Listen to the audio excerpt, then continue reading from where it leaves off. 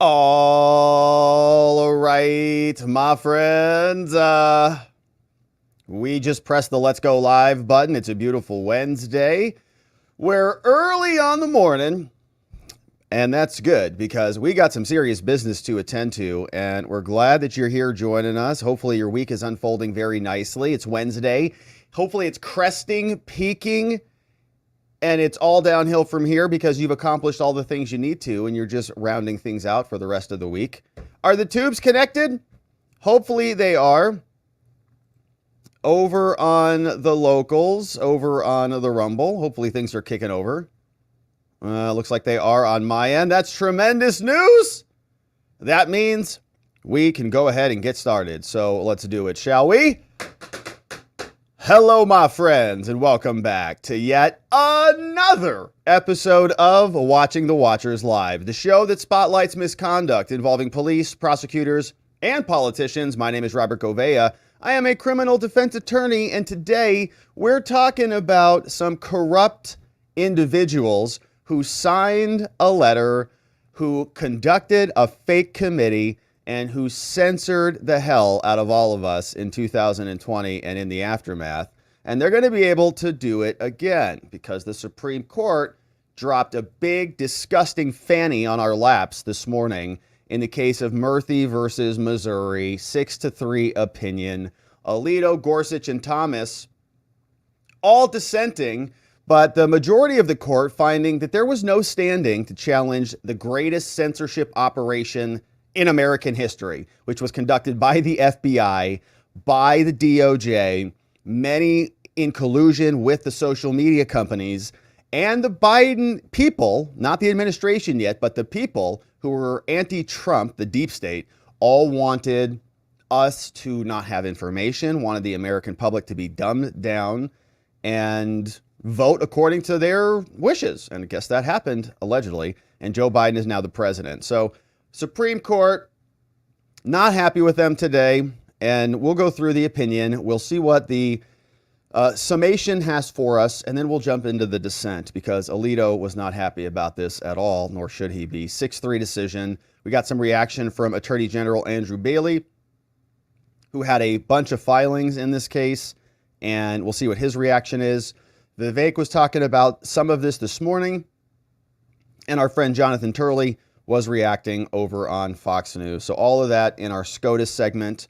Only 2 decisions today. We were waiting for immunity or for Fisher, the J6 case, and neither of those have come down yet. So we'll see if those drop tomorrow or on Friday. Now, probably will come on Friday. The debate's tomorrow. So are they going to drop those right before the debate? I doubt it. All right, so we got all that here on the first segment. Then, speaking of the censorship, one of the biggest things that they censored was the Hunter Biden laptop. And they didn't want America to know what a disgusting, perverted family this is, and really how corrupt they were in their operations to grift tons of money off of Joe Biden's political positions. So they signed this letter. Remember all these losers and liars who were intelligence officials. Either it's one of the 2 things. Either they're corrupt liars or they're incompetent and have no intelligence. So pick one, probably the former, probably just corrupt liars. I think they actually are probably pretty smart, unfortunately. So we have to deal with that. But they signed this letter. They said that the laptop was Russian disinformation or had all the hallmarks of Russian disinformation. Like, get out of here, okay? And they just had some, crafty lawyers write that up for them so that there wasn't actual liability for them. But turns out, guess what? It's not like they were all ex-CIA. Remember, that was the stupid talking point. Well, no, Rob, no. They didn't actually work for the government. And so they have free speech. So they can say whatever they want about the election. And they can say it's their opinion, this, that, the other. So they don't actually work for the CIA. Okay, morons. So you think that all 51 of them have no more connections with the CIA? They were using the cover. This is before we even knew the story. They were using the cover of the CIA. They are literal cover masters, right? They are disinformation masters. They're the CIA. So they know how to mash all this stuff together. It's their job. So they come out and they have this little operation and they have this fake gap between their profession and the CIA. No, we were totally disconnected. We used to work there totally, but now we're separated. Wrong. Turns out that there were active contractors, okay, who signed this letter, including Mike Morrell, meaning they were on the CIA payroll. And they're all contractors. That's what we see in the Mission Impossible movies. They all get the little memo, comes in here, boop, scans dryball, boop, okay, Ethan Hunt, yeah. Should you choose to accept it, it's like you get this independent 1099 form. It comes over to you. They're all independent contractors. They're all disavowable and so on, right? They're not actually getting there, like showing up for their Monday morning stand-up meetings with the rest of the team.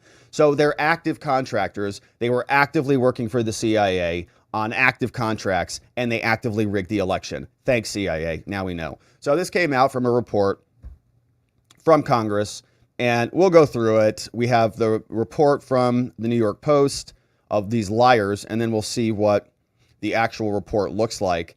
And this guy, also very curious, his name was on this list. His name is Jeremy Bash. And apparently he was married to Dana Bash, and I think she kept the name. I don't know why. Maybe she likes to be connected to him. But he's also former intelligence, and he was on this list. And so we'll learn more about him. And then we'll hear from this representative who is explaining a little bit more about what all this means at the end of that segment. So active CIA, actively rigging the election. They're actively censoring the Hunter Biden story via the FBI and the CIA and the Facebooks and the X's, the Twitters at the time, and so on.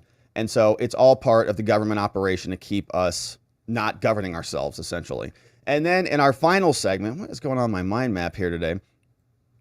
You can see we're going to talk about why the January 6th Select Committee is illegitimate. We already know why, H.R. 503, they didn't follow their own rules. But now Congress is agreeing with us and doing something about this. Ah, that's good. So Speaker Johnson came out and told us they've had a conversation about this and they think the J6 committee is in fact illegitimate. Representative Jim Banks sent a letter in on this one, and Congressman Steve Scalise reported that there was a vote that took place in the Bipartisan Legal Advisory Group. It took place yesterday, last night, and they voted along party lines to file an amicus brief on behalf of Steve Bannon. But the point is, it's going to be rejecting the findings of the J6 committee, right? That's really the big takeaway. It's rejecting J6 committee. It happens to benefit Steve Bannon, but that the underlying real legal update here is that they're saying what the prior committee did was invalid. They didn't follow their own rules, for crying out loud. We've been screaming about this for years now. So it's nice to see some action on this. So there was a formal vote. They voted to reject the previous Congress's position on the J6 committee. Now they're going to aid Bannon. We'll see if that aids Navarro and the other J6ers who were under the thumb of this illegal committee. Steve Bannon had a response to this, sent a text message over to Axios. And Alina Habba wasn't commenting on this case per se, but talks about Lawfare and what's happening in New York, rounding out a story we talked about yesterday, which was the partial gag lift on President Trump. So we've got 3 good segments today, my friends. It's a beautiful Wednesday. As we know, we are off to Vegas today. We're going to be there. I've got an event tomorrow and on Friday. And then we've got our Watcher meetup taking place on Saturday. And that's going to be amazing at Watcher Lodge. And if you're coming, if you've already got your ticket, make sure you update your name. Make sure you update your profile. So that way we can get your name tags printed out. And it's going to be a lot of fun. So you can also connect with other people on the lodge. Once you buy your ticket and get access to the lodge, check out the feed, check out the directory. You can communicate, jump in the chat. That's how we'll be communicating. So I want to make sure everybody gets access before we get on over there. So that's the plan. Now check the calendar, check the show calendar at robertgovea.com. Tomorrow there will only be a debate stream, and we will be live streaming the debate here from Trump Hotel in Las Vegas, which means there's many options, many streams to watch, and I encourage you to check them all out. But I just want to be clear, our live stream tomorrow is going to be broadcast through the Trump Hotel internet servers. All right, so the pixels will be extra golden and crisp. All right, it's just going to be the best stream. Your TV will glisten because the live stream will be emanating from the Trump Tower in Las Vegas. It's going to be great. All right, so come check it out. So mark your calendars. We're coming back tomorrow, but it will be for the debate. So we'll get it scheduled ahead of time, and it will be fun. Now, YouTube might give us some grief. So if YouTube gives us some grief, then come check us out on the other platforms, X, Rumble, and Locals. We'll be streaming away. And we may have some guests. We may have some other people join us. We'll invite maybe some others, see if they want to come and partake. So that's coming up, and we're very excited about that. Show schedule will be a little bit different tomorrow and Friday. Check the calendar, robertgovea.com. All right, and my friends, so we got some news to get to today. Before we get into any of it, we got an update. Of course, you know we got to check our health, our wellness, because, man, we don't want to get caught like we did last time in the last pandemic. But here's an update. You can see CNN's talking about this. U.S. health agencies are now launching new studies of the H5N1 bird flu. They're saying we're totally unprepared for it, like usual. Like, what's our government doing? It says the CDC is partnering with the state of Michigan to begin highly anticipated study to assess whether workers exposed to infected cattle had themselves become infected, right? So are humans being infected without even knowing they're infected? And is this becoming a little incubation chamber for this virus to then mutate? The FDA is testing what's known as flash pasteurization in recent weeks about whether we're talking about infections in milk. And so they're now trying to understand the dynamics of the bird flu, which for the first time jumped from dairy cattle from birds to dairy cattle at the beginning of the year. And is it going to continue to jump?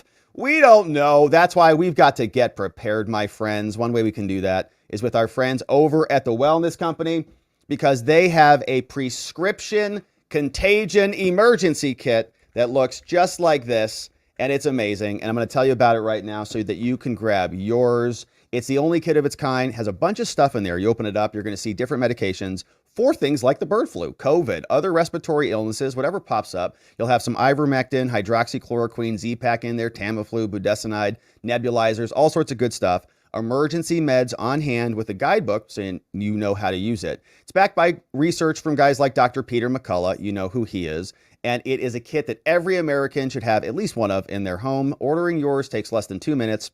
Couldn't be easier. Go to twc.health/Robert. Use code Robert. Purchase your kit. You'll get 10% off and free shipping. It's less than the cost of a single doctor's visits.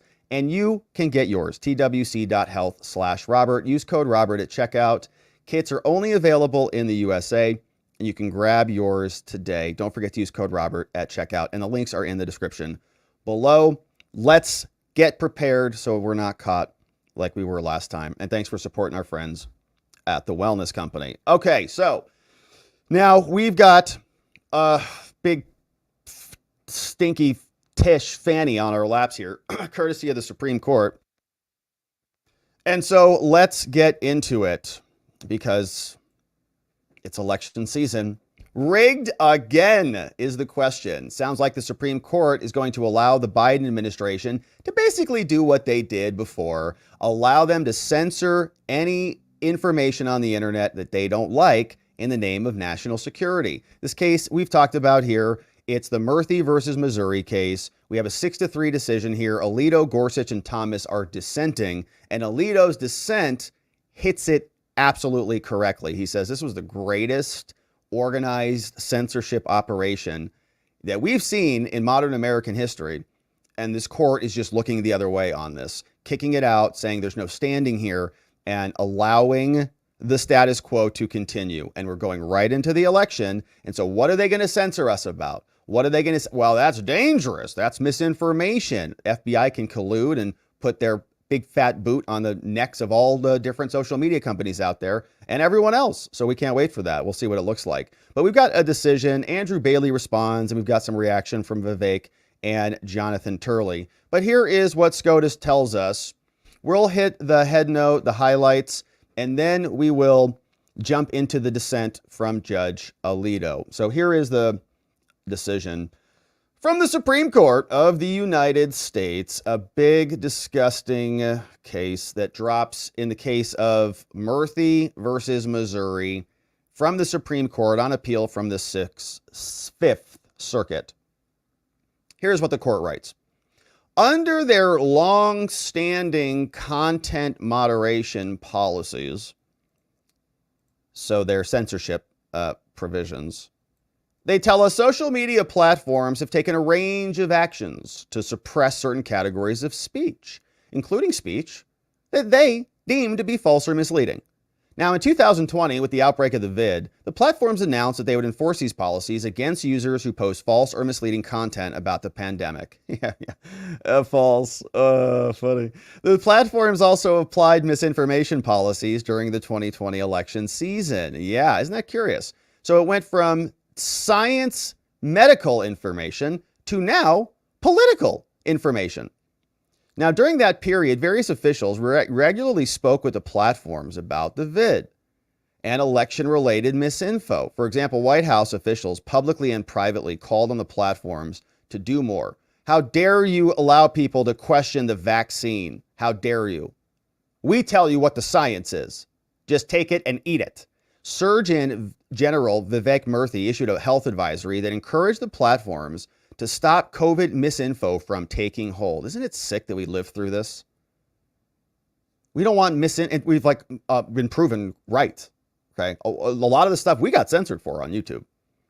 Medical misinformation. Turns out we were right.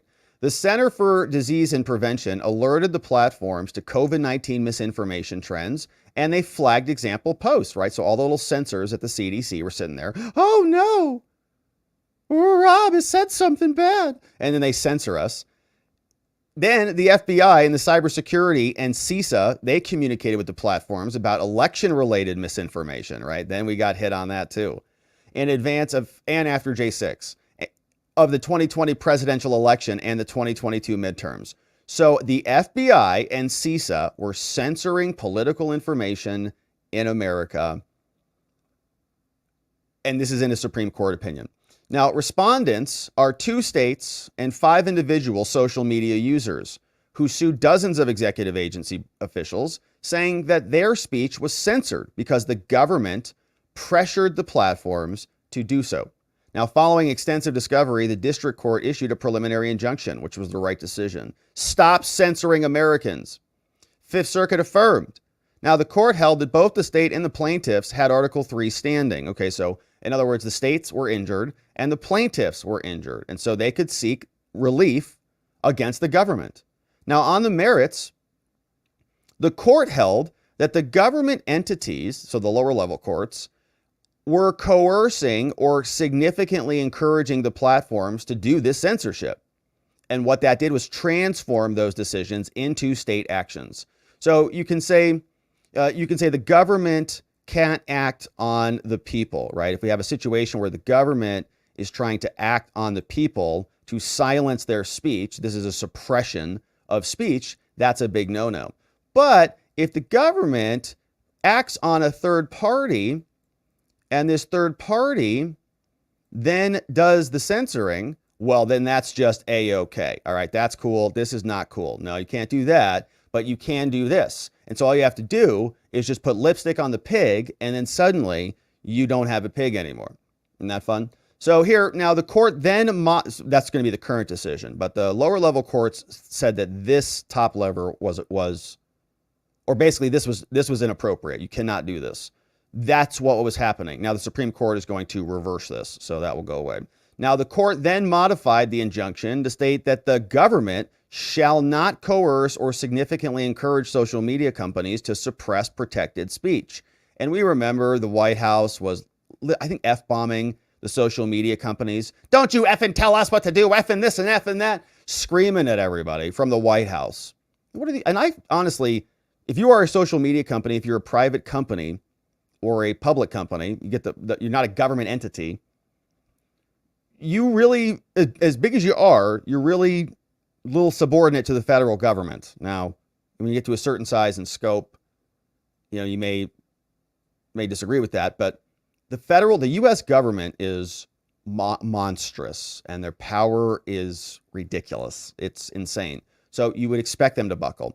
But regardless, here's what the Supreme Court said, 6-3 opinion. We have Chief Justice Roberts, thanks. Amy Coney Barrett, thanks. And Judge Kavanaugh, amazing, all joining in with the libs. They say neither the individual nor the state plaintiffs have standing. Oh, There's no actual case or controversy here. It only, a proper case or controversy only exists in certain situations. Now they're here, they're not seeking to enjoin the platforms, they're seeking to enjoin government agencies and officials. Now this one step removed anticipatory nature of the plaintiffs presents two challenges. We already know that we can't force the government, so they're saying basically the opposite, okay? You can't ask us if you have a problem with this, people, us, if you have a problem with this third-party censorship, you need to go after the third-party censors. You can't ask us to go after the government because they're not doing the ones with they don't actually have the causality. They're not doing anything. So you can't go after them. They're just basically taking the same argument and they're taking the government's position and using it against the plaintiffs. So first they say it's a bedrock. We can't redress injury that's coming from a third party. We can't do that. So we have to show there is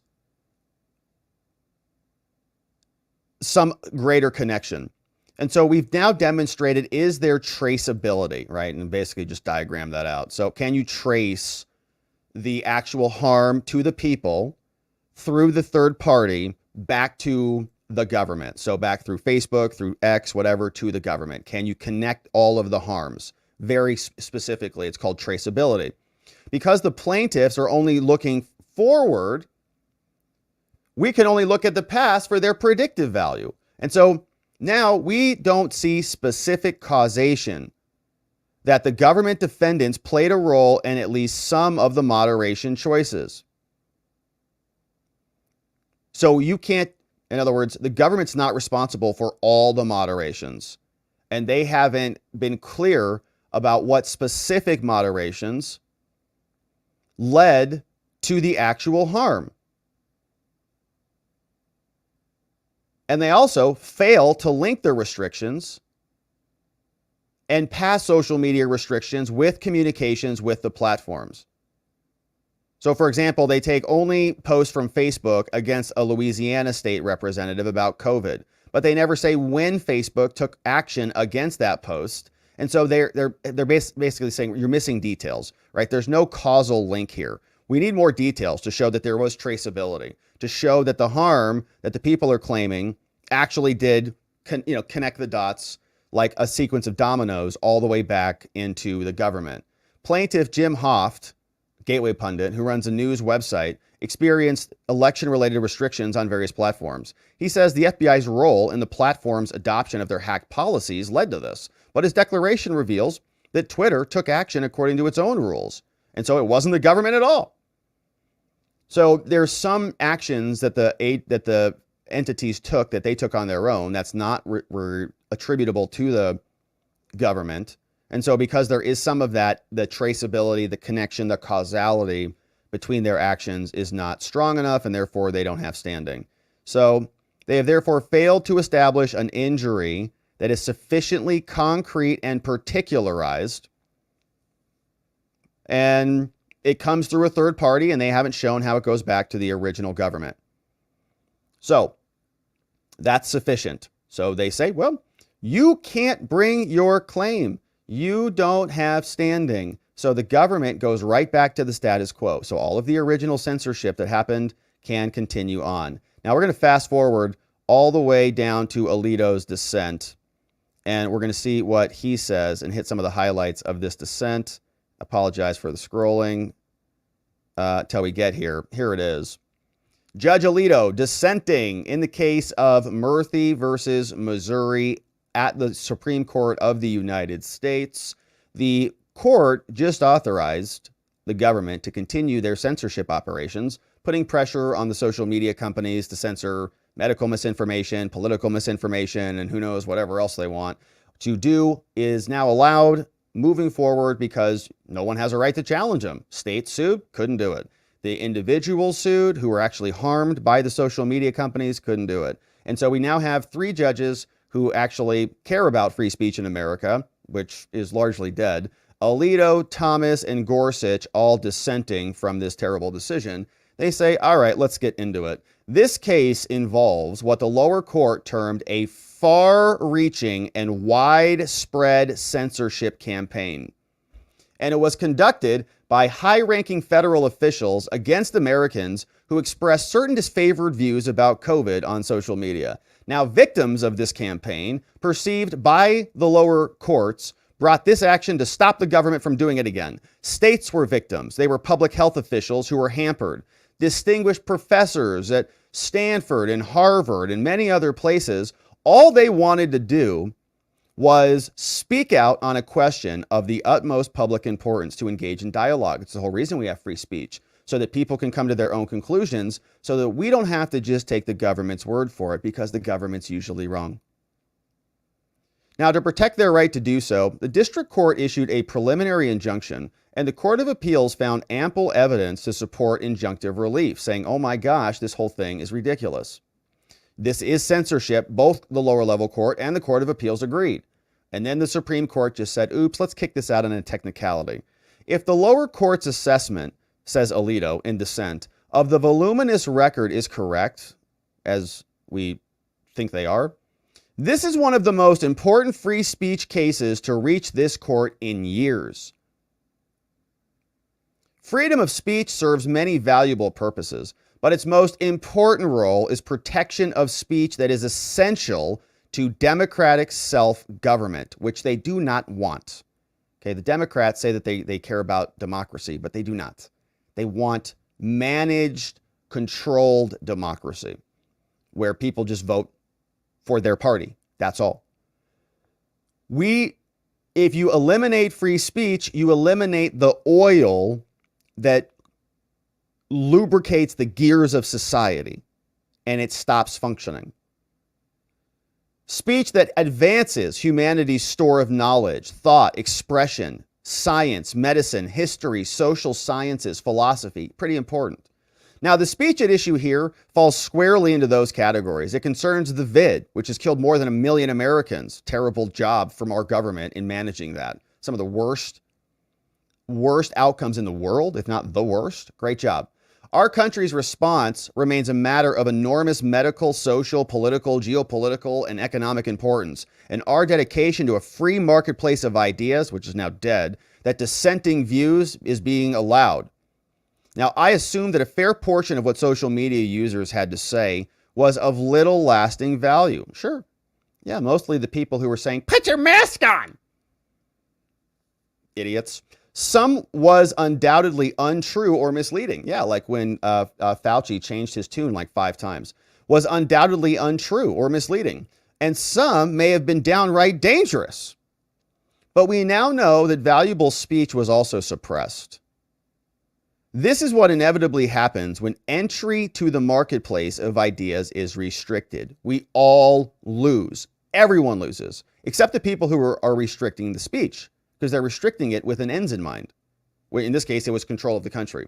Of course, purely private entities like newspapers are not subject to the First Amendment. And as a result, they may publish or decline whatever they wish. But government officials may not coerce private entities to suppress speech. That's what happened here. Now, the record before us is vast. It contains evidence of communications between many different government actors and a variety of internet platforms, as well as evidence regarding the effects of those interactions on the 7 different plaintiffs, all injured. For present purposes, however, I'll focus on just a few. One of the most influential social media platforms, and one plaintiff, Jill Hines. Here is what the record plainly shows, considering these small examples. Judge Alito writes, for months in 2021 and 2022, a coterie of officials at the highest levels of the federal government continuously harried and implicitly threatened Facebook with potentially crippling consequences if they did not comply with their suppression demands. And Facebook obviously yielded. The federal government's no joke, even against Facebook. As a result, Hines was indisputably injured, and she sued. Now, these injuries and future injuries are traceable clearly. The evidence is more than sufficient to establish her standing to sue. But however, this court now shirks that duty. Okay, she was there, she was posting, indisputably injured, and filed a lawsuit saying that these officials were coercing Facebook to censor her. But now this court doesn't care.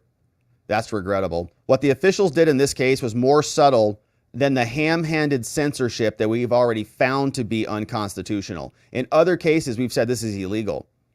And because of the perpetrator's high position, it was even more dangerous coming from the White House. It was blatantly unconstitutional, and the country may come to regret this court's failure to say it.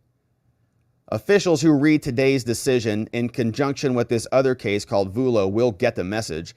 If a coercive campaign is carried out with enough sophistication, we can do it. We can get by. All we need are those third parties. We just need a bunch of boxes, just like we diagrammed before. In the next section, I'll recount some details, but here are two prominent facts that must be kept in mind. First, social media is important. We get a lot of news from there.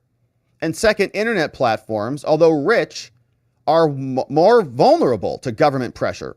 If a president dislikes somebody, he can't put him out of business. But with Facebook, with the newspaper, the Facebook situation is different. We have the Communications Decency Act, and they're vulnerable to antitrust. And guess who runs the DOJ? The president.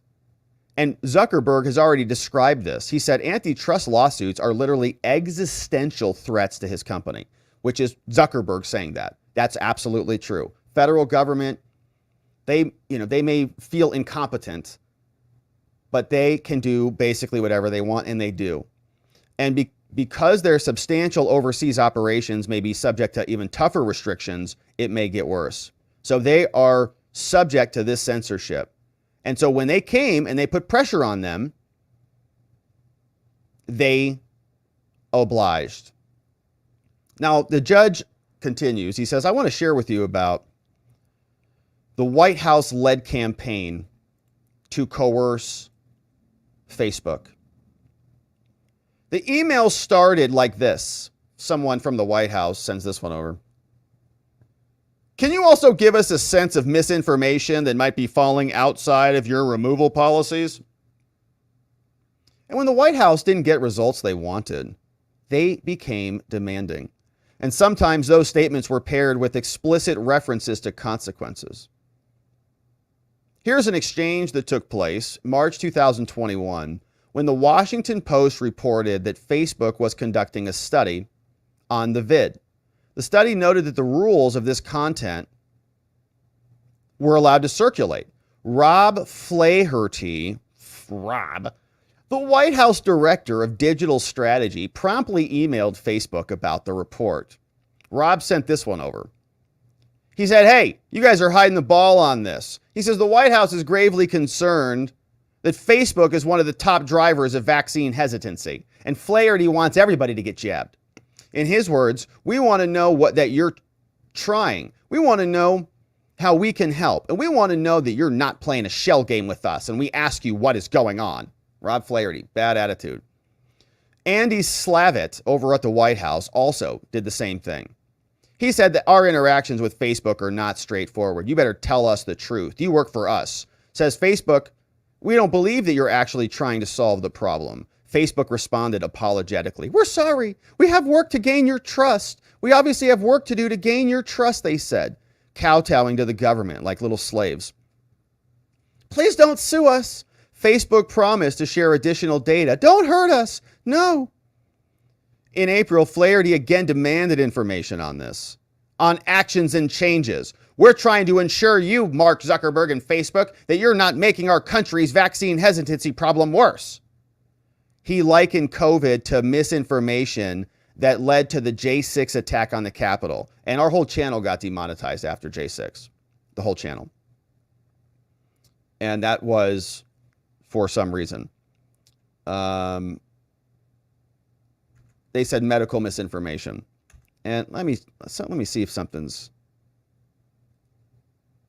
I want to make sure that... I see that we got a little blurry screen going on. Trying to figure out why that is. All right, anyways, we're back. Facebook he charged, had helped to increase the skepticism, and added, I wanted some assurances based in the data that you're not skating out on your obligations here. Flaherty continued to harass them. How is this not violative? He said, the last time we did this dance, it ended in an insurrection. And so there's just constant threats implied that there's going to be another attack. You're going to be responsible for all of this. Now, if repeated accusations that Facebook aided an insurrection did not sufficiently convey their displeasure, Flaherty and Slavitt made sure to do so by phone. So they also called them. First call. Flaherty informed Facebook that he was reporting your problem to the president. I'm telling Joe about this. After a second call, they said that Slavitt was outraged. Okay, Facebook said not too strong a word. I'm sorry, that the White House was outraged. A few weeks later, Jen Psaki, who now hosts on MSNBC, Psaki said that they're calling on platforms to stop amplifying untrustworthy content so they can start censoring everybody. They're installing the censorship infrastructure. The White House responded with more questions. They were interrogating Facebook. Later, Flaherty chastised Facebook. If you're not getting that right, it raises even more questions about the higher bar stuff. What are you guys doing over there? You're our company now. Psaki also singled out Facebook. Said Facebook should provide transparency on vaccine misinformation as they were shilling for the pharma companies. Facebook responded by telling the press that it had partnered with the White House, it had removed accounts, it had eliminated more than 18 million pieces of content. President Biden also said that social media companies were literally killing people by allowing COVID to persist. Yeah, sure we were. Yeah, it wasn't Fauci. And far from disclaiming potential regulatory action, the White House confirmed that it had not taken any options off the table. An open threat, right? There's plenty we can do. Facebook responded. The next day, Facebook asked how to get back to a good place with the White House. We're sorry we've angered you guys. Sorry we're not censoring hard enough for you. Concrete changes came about. In response, Facebook said that they were going to expand their COVID policies also to further reduce the spread of harmful content. But the attacks didn't end there. Interactions related to COVID lasted until at least June. Then Facebook proposed stopping this. White House said we might continue it at a later date. But what all this shows is that top federal officials hectored Facebook to crack down on what they saw as unhelpful. Facebook response resembles a whimper that they thought, can we do a better job to get back to a good place? The picture is clear. And other organizations saw the same thing in Louisiana. Hines and others actually were injured. She suffered injury. But now this court is saying there's no standing. They want to talk about traceability. There's plenty here. She did not need to prove that it was only because of their conduct that she was censored. Rather, she needs to show it was one predictable effect of their censorship. She's already met that test. So the majority is demanding too high a level of traceability. We don't need that. All we need to know is that it's at least something that is a predictable effect. It was enough. That's all we need. This is not a demanding standard. She made the showing with room to spare. There's plenty of standing for her. Recall that the officials from the White House and the Surgeon General's office repeatedly hectored and implicitly threatened Facebook to suppress speech, expressing the viewpoint that Hayes espoused. They literally were saying, censor her type of stuff. That alone is sufficient. There's clear traceability here. But there's even more direct proof. On numerous occasions, White House officials successfully pushed Facebook to tighten its policies. And those policies implicated Hines. She had her stuff removed. They said it was sensational. Later, Facebook removed 2 of her groups, which posted about vaccines. And second, in May, they also told Slavitt. And third, there's another direct injury. And so for another, Facebook increased the strength of its demotions, and so the court reaches its conclusion that there was no standing, but it's ridiculous. It's reasonable to infer that at least some of the government actions led to censorship that hit the people in this case. The White House threats did not come with expiration dates. It's silly to assume that the threats lost their force merely because the White House officials opted not to renew them on a regular basis. And this is redressable. So if we can fix this as the Supreme Court, there's ample proof that she'll be censored again. Now, the court disagrees because they say, well, Facebook is free to enforce these things, but we can redress this now. Now, Hines showed that when she sued Facebook, it was due to censorship, and so we clearly have standing. Now, the judge Judge Alito is going to talk about the First Amendment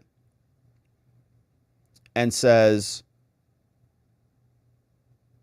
that previous administrations have also wielded tremendous power over these social media companies, but these are virtual orders. They were communicating virtual orders, making the government the actual agent.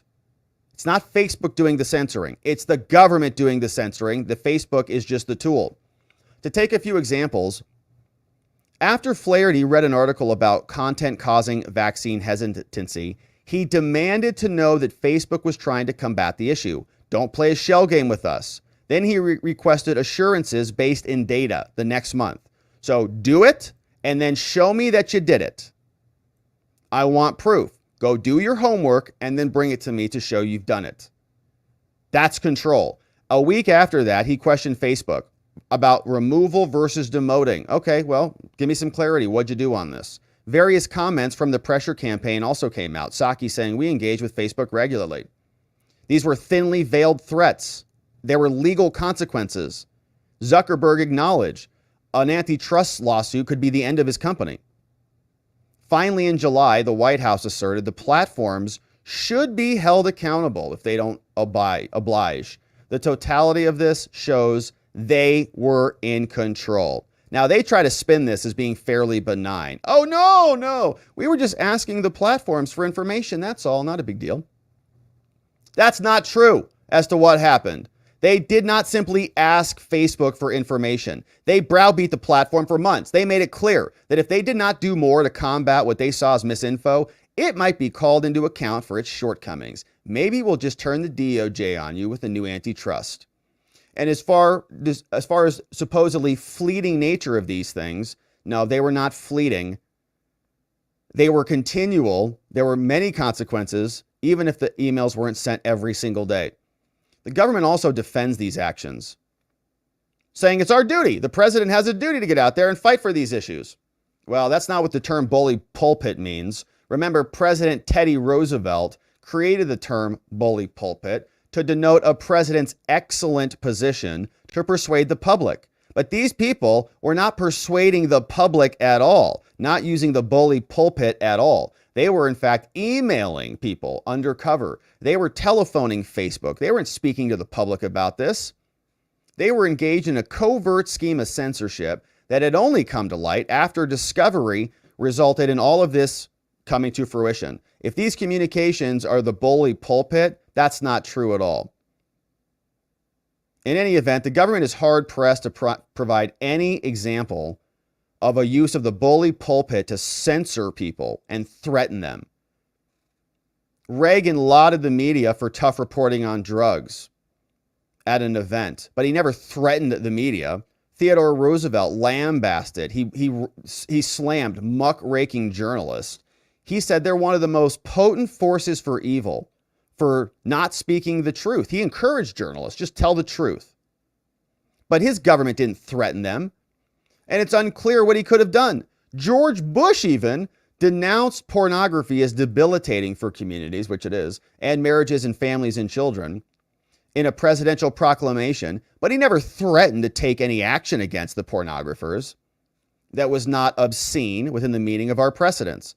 So now they are. Now the government from Joe Biden just decides we're just going to threaten people and censor them. The government's last example is a 1915 speech where President Wilson deplored false reporting that the Japanese were using Turtle Bay as a naval base. Speaking there, he said, "We ought not to permit that sort of thing to use up the electrical energy of the telegraph wires, because its energy is malign, its energy is not of the truth, its energy is mischief." Now, Wilson's comment is best understood as metaphorical and hortatory, not as a legal threat. And in any event, it is hard to see how he could have brought about censorship of telegraph companies, because the Mann-Elkins Act deemed them to be common carriers, and so he couldn't have done it anyways. And so finally, Facebook responses it's not just mere recommendations. Facebook literally responded to angry White House. They said, "We're going to do better. Sorry about this." In March, Facebook attempted to assuage the White House by acknowledging, "We obviously have work to do to gain your trust. We'll do better. We'll respond better. Sorry for failing you." And so the government's response is that Facebook occasionally declined some of our stuff. That implication is that Facebook must have chosen to undertake all of this is of its own accord. It's bad logic. The fact that they did some means you're in control, but the interactions recounted above unmistakably show that it was more than they were doing on its own, right? You were pushing them to do something they wouldn't have done without you doing it. Therefore, you were the actor. Internal emails show this. Facebook took stock of this. They said, "Oh gosh, are we killing people? The White House says we're killing people. Like, maybe they'll prosecute us for murder." So for these reasons, I would say that not only does Hines have standing, but she would also prevail that she was censoring. Alito concludes his dissent saying, "For months, high-ranking government officials placed unrelenting pressure on Facebook to suppress Americans' free speech. Because the court unjustifiably refuses to address this serious threat to the First Amendment, I respectfully dissent." And that's Alito, joined by Thomas and Gorsuch in the right call. It's incredibly lame that we have Roberts and Coney Barrett and Kavanaugh all joining with the libs. Not a surprise, but they're punting this.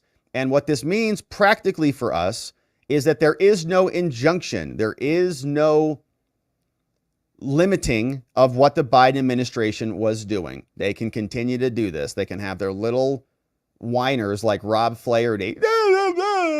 Maybe they'll scream about our show again now that they're allowed to. Maybe we'll start getting strikes again because they can start putting pressure on them from the White House. So thanks for following us on all the other platforms, Rumble, X, and elsewhere, because now censorship is back in style, just like it was after J6, just like it was when Joe Biden was censoring everybody before the 2022 election. You can't criticize these people. The Supreme Court was very weak in this decision, and it's concerning. If they're going to just allow this to happen in a critical First Amendment case like this, what are they going to do when it comes to presidential immunity? Are we going to have another wishy-washy decision like this because they're just going to find standing or some stupid justification to not take a hard position?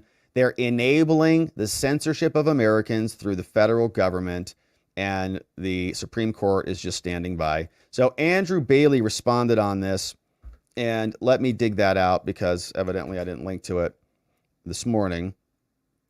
But Andrew Bailey has been filing a bunch of things in this case from the great state of Missouri.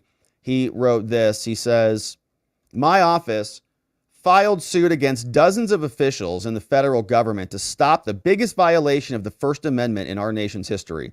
The record is clear. The deep state pressured and coerced social media companies to take down truthful speech simply because it was conservative. Today's ruling does not dispute that. My rallying cry to disappointed Americans is this: Missouri is not done. We are going back to the district court to obtain more discovery in order to root out Joe Biden's vast censorship enterprise once and for all." Okay, so I guess they're going to come back and they're going to say, "Oh, hey, guess what, Amy? There is traceability here. Hey, look at this, Kavanaugh. This is how it says, this is how it works." And they'll find some actual direct connections. All right, we'll see. Now, I'm grateful that he's fighting for this. Obviously, it's censorship. It's more just institutional power, maintaining institutional control, which is always concerning. So if the Supreme Court is not going to stand up for the First Amendment and allow our government to censor us, what else are they going to allow? Good questions. So we got some reaction. Vivek was here on with the media talking about this. He shared this. He says, in 2020, one thing that they did suppress using the censorship tool was not just COVID. All right. It was the FBI. It was Hunter laptop stuff. Way before even Biden came into office, they were censoring this stuff. They were pre-butting it.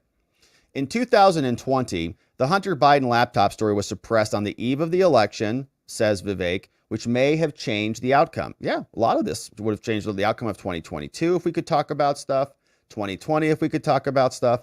This time, imagine a scenario where Biden wins narrowly after repeatedly labeling Trump a convicted felon, and then the Supreme Court overturns the conviction, permanently damning American democracy. So now we're talking about labels and censorship and what happens. What if Biden comes out and the social media companies now say every time I say that Donald Trump's conviction is illegitimate, because it is, in my opinion, I can go through a whole litany of reasons why the New York trial is corrupted, unethical, from the judge to the prosecutors to the evidence to the jurisdiction. It goes on and on.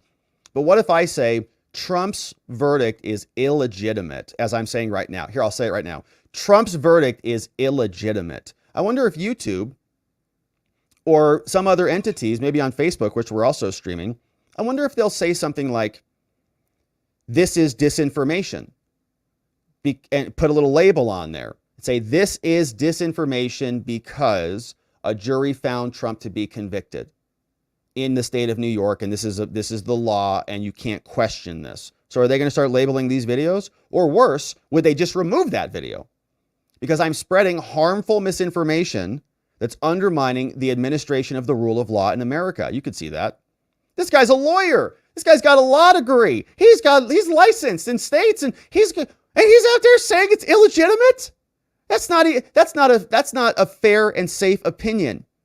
Another court of law with other jurors, they said it's true, and we can't have people contesting that, because it could undermine the very fabric of our entire justice system if people start not believing in the credibility of verdicts. So he should be censored. Maybe they'll do that in the run-up to the election. Maybe that'll start coming up here soon. And the reality is this. The last debate, let's talk about a lot of the things that happened. This is last time around during COVID. There were claims that Biden made that he had no involvement in his son's dealings. We were in an era of social media censorship. We were in an era where the Hunter Biden laptop story was suppressed on the eve of the last election. I hope everybody has learned those lessons of the past to say that, you know what, we're not going the way of censorship this time around. We're not going the way of distorting the information the public gets. This time around, as a country, let's learn from our mistakes of the past, give the information to the voters so they're able to make their own decisions. And one of the things I really worry about for the country right now, John, is this. I think it's a very real possible scenario, is that Biden's coming in, you talk about coming in hot, probably going to call Trump a convicted felon. Well, let's play this out. A lot of legal experts believe this is going to be overturned on appeal or by the Supreme Court. And I worry about a scenario where, God forbid, we have another election. If Biden won it by a narrow margin and then the Supreme Court overturns it after the fact, and we know that actually affected the views of voters, I worry about this country. That's even worse than the suppression of the Hunter Biden story on the eve of the last election. So this time, let the voters have the facts, and I hope this country, from the media to the political establishment, has learned the failures of 2020 to do right by Americans this time around. Ah, love you, Vivek. Love you, Vivek. Love you. But give me a friggin' break. Come on, man. Learned a lesson. Are you nuts? They're turning it up on overdrive right now. They are censoring the hell out of everything. Trump is being gagged this time around in 3 locations. They're trying to get a 4th gag, censoring him officially in court documents, in court records. It's not just surreptitious censorship between White House officials and social media texts. They're now doing it openly, legally, in court. Trying to, he can't talk about the judge's corrupt daughter. He can't talk about the corrupt judge. He can't talk about the judge's girlfriend who's sitting there playing footsie with him underneath the bench. No. That's undermining the administration of justice. That's illegal. And maybe Facebook we have to enforce a court order. The court said he can't talk about any of this information, or maybe they gag the people from talking about it. I mean, who knows where this goes? But it's the slow watering down of our First Amendment right to talk about things and free association, free expression. And I appreciate what Vivek is saying. I mean, you got to have an optimism. He's probably going for that VP slot right now, which, I kind of hope he gets. But, we hope we kind of rise above the freight talk, but give me a break. I mean, social media, good news is we've got Rumble now, which has been stood up since 2020 in a massive way. We've got X now, which is promising some alternative interpretations of free speech, which is good. But we didn't have those things previously. And now they're trying to censor really the debate in many ways. They're trying to have CNN say you can't live stream over it. You can't comment over it. We're going to control everything. There's not even going to be an audience in there so that they can, I guess, maybe cut and splice whatever they want to create this little show for us. So we'll see what's happening. Here's Jonathan Turley, who always has good analysis. He is here explaining his take on the SCOTUS decision that got dumped on our laps today. This is one of the most fundamental issues that we are facing. I wrote about this issue, this case, in my recent book, because you have one of the largest censorship systems in our history, if not the largest. It's been called Orwellian by lower court judges. And what the court is saying is that we won't hear you on this issue because you're not the right litigants. Now, I have to admit, I've always been something of a standing dove. I believe that these standing decisions are too narrow because they do prevent the court from rendering a decision on such important constitutional questions. So this issue will have to wait for another day. But one of the things that many of us have been arguing for years is that the government is engaging in censorship by surrogate. I testified about this in Congress, that they have made a mockery of the limits of the First Amendment by doing indirectly what they're barred from doing directly. They're using academic and corporate allies to bar and cancel and blacklist critics on a variety of different subjects. So it's going to be very frustrating for the free speech community because we've been trying to see if there will be a final decision to strengthen free speech. Nope, there won't. The institutionalists continue to gobble up power for their institutions. So Supreme Court finds a justification to enable the same censorship that we've had in prior elections and in multiple operations in multiple arenas. In 2020, FBI was censoring the Hunter Biden story. In 2022, we had all sorts of censorship from the White House about COVID that impacted the 2022 elections.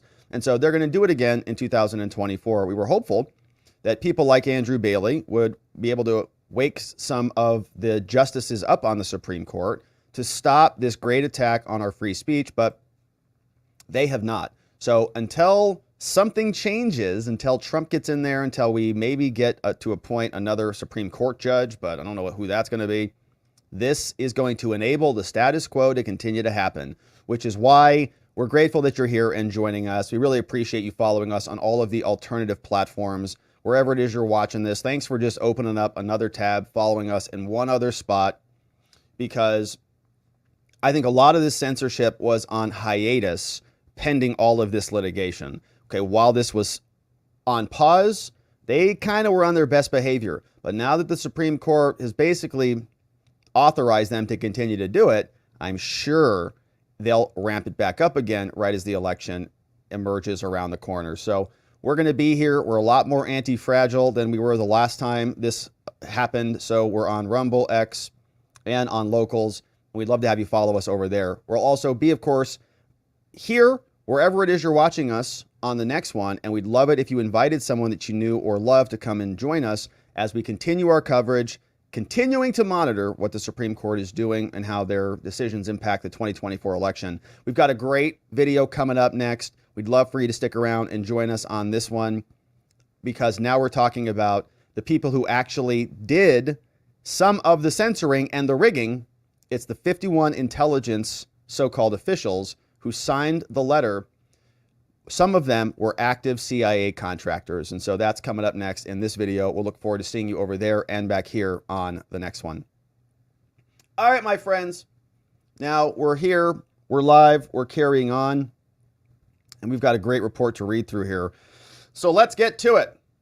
Some of those 51 so-called intelligence officials who signed that letter to rig the 2020 election, they admitted that's why they wrote it. Some of them were active CIA contractors. And that's curious because one of their main talking points every time we brought this up, that this is how the election was rigged, at least in one part, they tell us, well, they were independent people. They were free citizens. They were not actually employed by the CIA. And so you can't say that the CIA was responsible for any of this or that the government was involved in rigging the election. And of course, that's obviously ridiculous. We know that the CIA operates agents all the time, not necessarily employees who show up with a name tag and a badge and a desk. We've seen the CIA movies. We know how this works. They're contractors. If one person does something bad, they disavow that person and they get burned. So it's the same thing that's happening here. They use this talking point as though these 51 people had no connections with the CIA, even though they were all ex-CIA, ex-intelligence.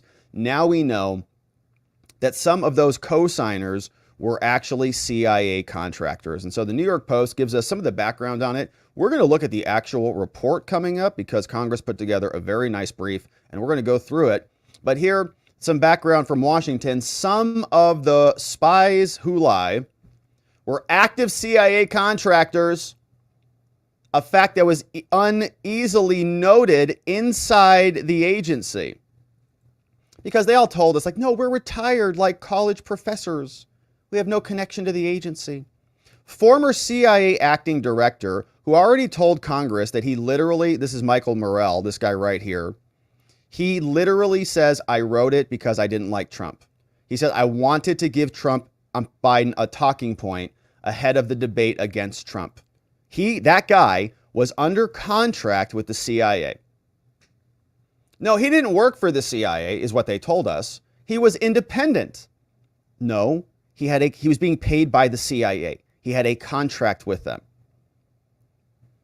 Ex-agency Inspector General David Buckley was also a contractor at the time, according to another report.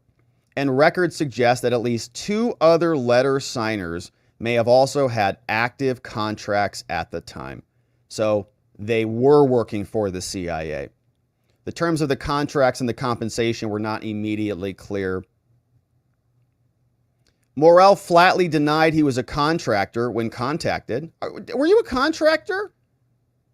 He said, if you write that, you would be wrong. Morrell doubled down in a second email. He said, I can't speculate on why he was listed. They said, well, why were you listed by? He says, I can't speculate on why I was listed there. He says, it's wrong. I was not. Yeah, right. A congressional source provided the Post with the CIA's documents outing Morrell as a contractor after his denial. Okay. So Morrell, the guy who organized the whole thing, denies it. So on April 25th, here's the letter to the Honorable Michael Turner, the Honorable Jim Jordan, signed here by Deputy General for Litigation and Investigations, Robert Dugas, writing from the CIA, unclassified, that's what their letterhead looks like, says, okay, dear Chairman Turner and Chairman Jordan, CIA writes, I write to provide an unclassified document related to your letters about the CIA. You're asking about oversight about the public statement on the Hunter Biden emails signed by 51 former intelligence officials. Now, pursuant to a request, this 9th production contains a document showing whether each of the 5 individuals was under contract with the CIA directly or through a contracted company on October 19th, 2020, through on or October 19th, 2020. Sincerely, Deputy General Counsel, the lawyer for litigation and investigations, Robert Dugas. Okay, so here are the people who used to work or were contracted. Was John Brennan contracted with the CIA directly or through a company on October 19, 2020? John Brennan, no. Mark Polymeropoulos, no.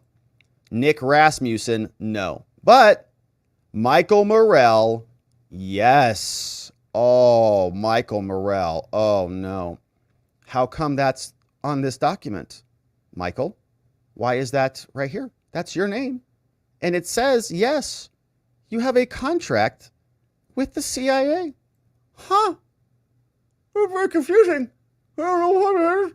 So David Buckley also, yes, had a contract with the CIA. Shocking.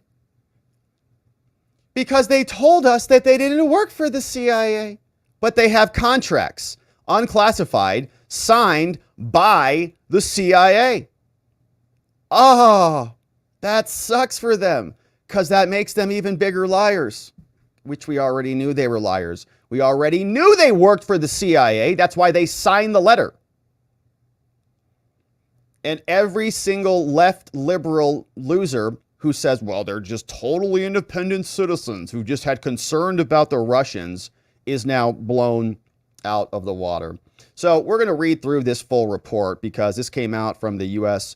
House of Representatives. It's a full report, lots of more details on that, so we'll get there in a minute. But first, want to share this quick message with you from our friends at Ground News. And so we're going to send you over to Ground News if you'd like to go check them out. But because this is a live stream, we have live stream privilege. And so we'll just continue on. Now we look at the House report that details what really went down with the 51 so-called intelligence officials who now we know are actually morons.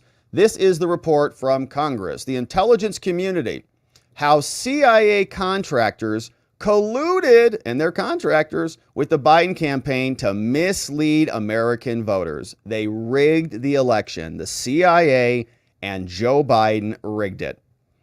Anthony Blinken, who's now the Secretary of State, met with Michael Morell. They created talking points, and they were working for the CIA. So here's the summary.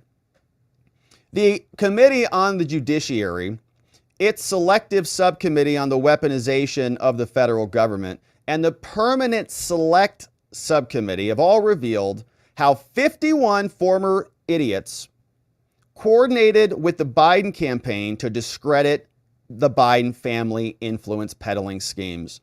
They issued a public statements and they sought to cast doubt on the New York Post story. They literally called it Russian disinformation, which it feels like a joke. It feels like a bad movie. We rewind back there and there was a huge portion of this country that was out there saying it was Russian disinformation. You're crazy. And then they censored the news. Our government censored the news. So President Biden even cited to the statement in a televised debate. He held it up.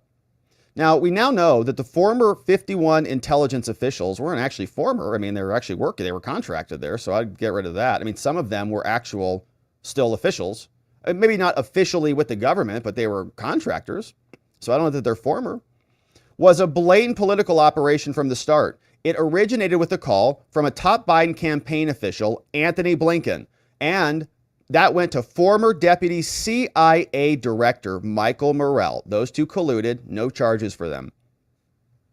The committee investigation revealed that without this outreach from Blinken, so Biden reached out to the CIA, Morell wouldn't have done it. Morell told the committees that Blinken triggered his intent to write the statement, his words. The statement drafters were open about the goal. We think Trump will attack Biden on the Hunter laptop. And so he said, this is what Morell said, we want to give the vice president a talking point to use in response. The CIA created fake news. They actually manufactured misinformation.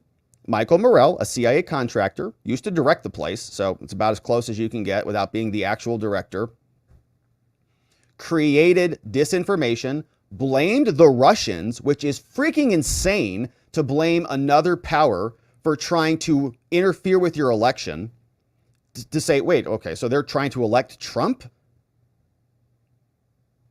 Like that, we should go to war with them for that, right? For trying to do something that insane. But that was fake. So they were provoking war with a foreign power, which they then ultimately took us to. So it served their interest in the end. But the CIA created a fake talking point, and it was disinformation. And then when the truth came out, they censored the actual truth. in America. So the details as revealed by the committees to date are concerning enough, but as the committees have continued to investigate, new information has come to light. Now, through newly obtained internal CIA emails and testimonial evidence, the committees have uncovered more information on the extent to which the intelligence community was involved in the statement. Specifically, here's what the evidence shows. Look at these bullet points. High-ranking CIA officials up to and including then CIA Director Gina Haspel were made aware of the Hunter Biden statement prior to its approval and publication. So she knew that they were writing this, that all of this was being spread around. They probably left it next to the donuts, by the coffee. Hey, you want a donut? Hey, sign this letter for us. Now, because several former senior intelligence officials signed the statement, the draft and the PCRB sent the draft statement to her COO at the CIA, who then subsequently told her that the statement would be published. Hey, CIA director, you run this whole organization. You know that there's going to be a letter that's going to be published by 51 so-called ex-intelligence officials, and it's going to be kind of attributed to the CIA. You down with that? No comment. Senior CIA leadership had an opportunity at that time to slow down the process to make sure it was vetted. Didn't care. Some of the statement's signatories, including Michael Morrell, were on active contract with the CIA at the time. Now, throughout the course of the committee, the signatories, all 51, claimed to not have had access to any classified information about any of this when they said it had all the hallmarks of Russian disinfo. Yeah, right. However, at the time of the statement's publication, at least two signatories, Morrell and Inspector General, who should know better, David Buckley, they were on the CIA's payroll as contractors. And due to purported operational concerns, the CIA declined to declassify the entire universe of signatories who were on active contract. So there may be others who were on contract but just undercover. They were the agents that are classified. Like, these are unclassified. You get to know about these guys. In addition, some signatories to the Hunter Biden statement also had special, quote, green card access to the CIA at the time of the statement's publications, allowing them to gain entry to secure CIA facilities. So they were working for the CIA and at the CIA when they were signing these letters, and the CIA director who was in charge of the CIA knew about it and allowed it to go forward. After publication of the Hunter statement, the CIA employees expressed concern that it was politicized. They said, this is not helpful to the agency in the long run. So some people wake up over there. At least one employee found it to be interesting to see what was submitted and approved when discussing media talking points. When discussing Polymeropoulos and his talking points, another CIA official stated, quote, "It appears that Polymeropoulos is actively involved in a pro-Biden campaign, maybe disclosing classified information about our efforts." Now, the pre-publication review board determined that the talking points contained classified information that had to be removed prior to publication. Wow! So the CIA's internal review board approved this? So the CIA officially approved the letter? Let's see. The new information included this report shows the potential dangers here. In the waning days before the election, 51 intelligence officials rushed to draft the statement because they claimed they had specialized knowledge. The statement was conceived following a conversation with Blinken to Morrell. Some of the signatories were on the CIA payroll at the time. Others were working at CIA facilities. Even Morrell, before the committee learned of this contract, acknowledged, he said it's inappropriate for a currently serving staff officer or a contractor to be involved in the political process. He forgot about his contract, I guess. So the infamous statement from Hunter had all the hallmarks. Look at this. Amazing. Well done. Look at this. Well done to Congress. Okay. Here it comes. The infamous Hunter Biden statement had all the hallmarks of an intelligence community influence operation. Well done. Well done. Well done. Yes, that is a quote, essentially, from their letter.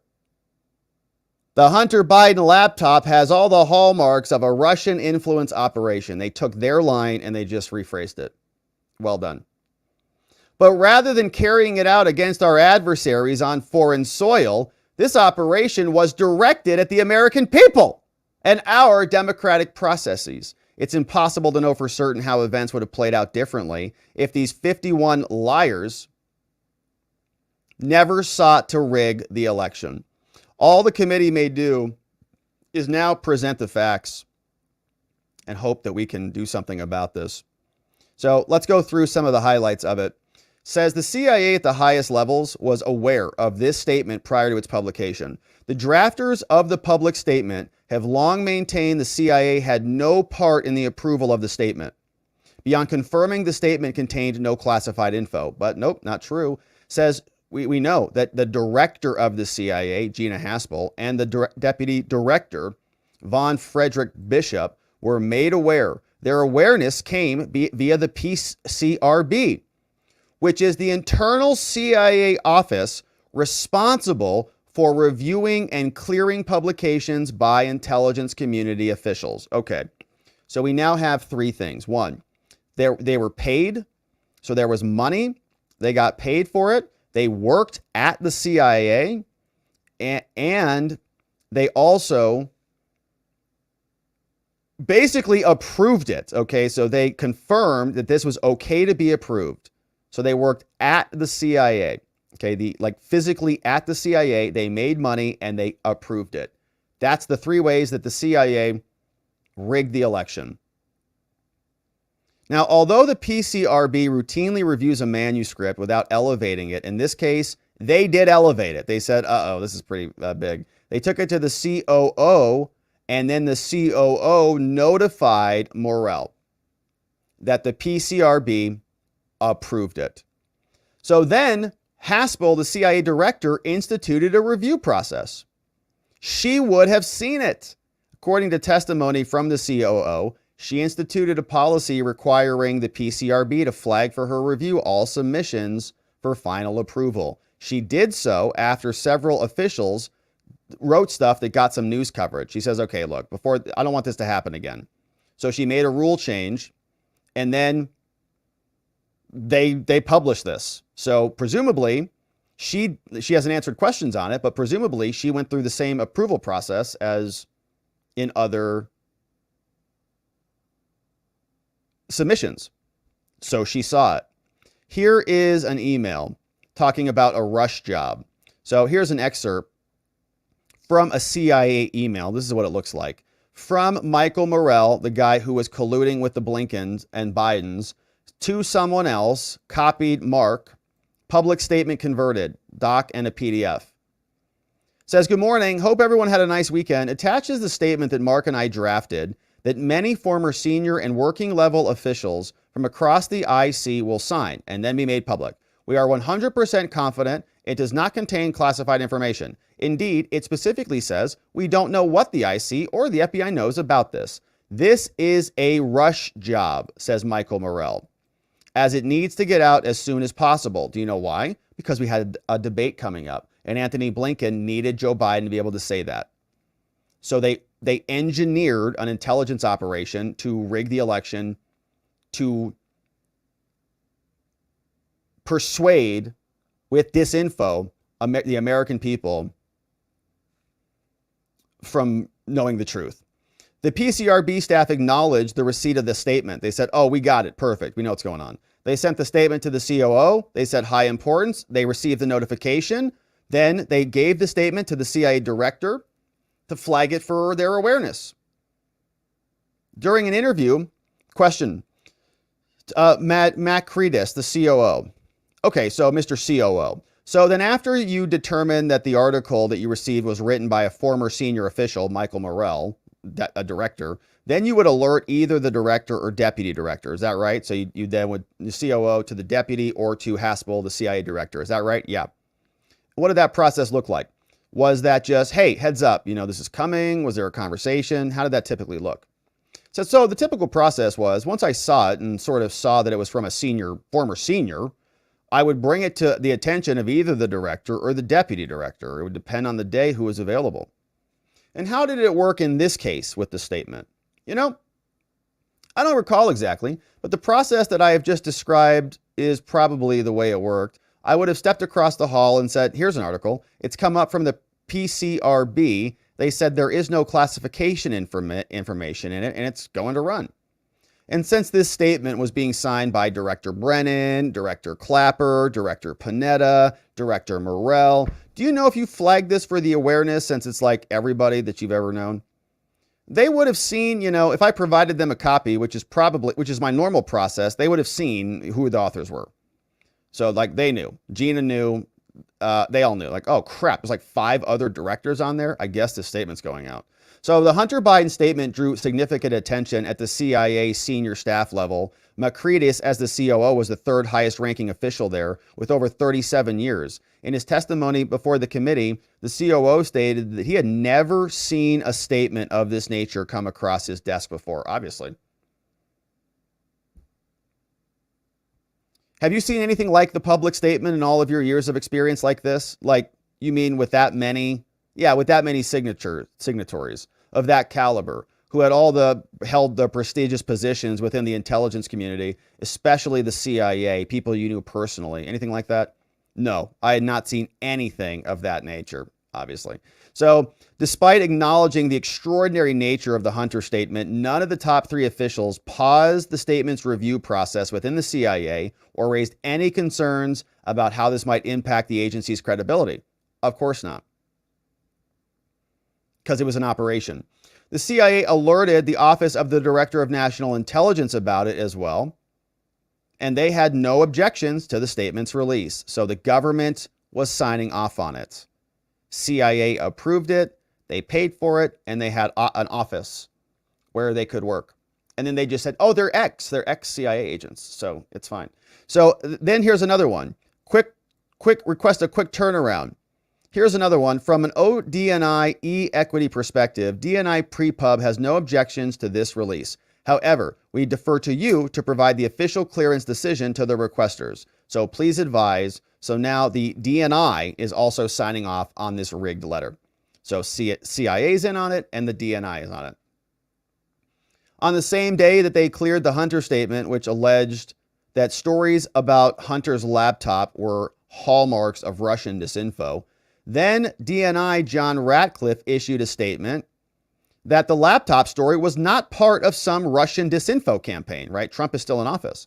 No, it's not. The intelligence community doesn't believe that because there is no intelligence that supports that at all.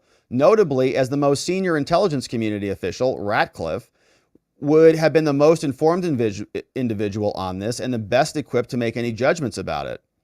So it's unclear why they felt it was necessary to consult with the DNI regarding the statement. The COO of the CIA testified he had never reached out to his counterpart about the ODNI about a statement before, and he could not explain why they felt we needed this. Simultaneously, the COO also could not refute the possibility that this was political.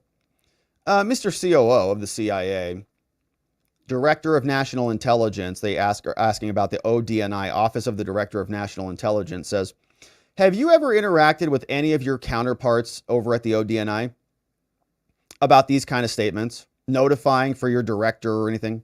Did you also occasionally reach over to them, so to speak, to let them know that this was coming down the pike? He says, I don't recall reaching over to the ODNI on any of these.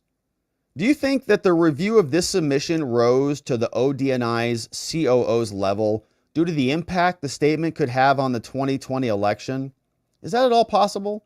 I don't know the DNI process, says the CIA. They may have a similar process to what we did. Anything written by a former senior would rise up to the chief operating officer to inform their principals. So they may have had a similar process that we did in place. I don't know. The Hunter Biden statement garnered enough interest within the CIA that it felt compelled to flag the statements. This was a unique procedure. The decision to share this widened the circle of impact the statement had, widened the circle of people responsible. And they should have considered this before wrecking the integrity of the agency. Now, the CIA's office also informed the PCRB that it could approve the Hunter statement. They said that they had no role beyond just looking at it. However, the executive assistant sent an email saying it may notify former Director Morell that I guess it's good.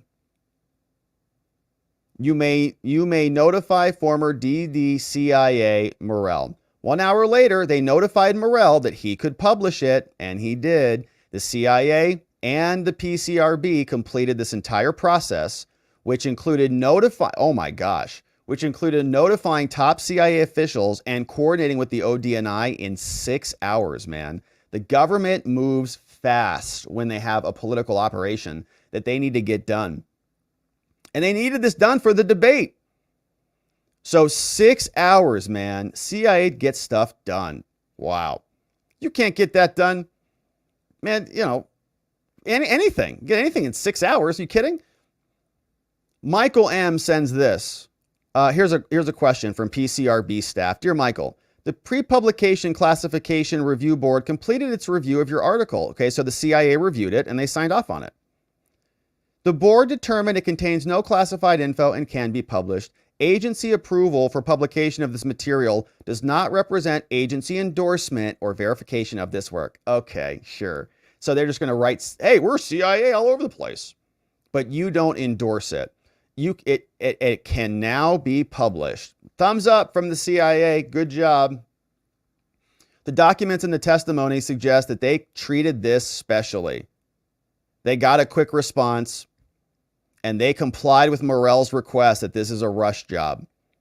They appeared to believe this was unique. They even sent it over to the DNI.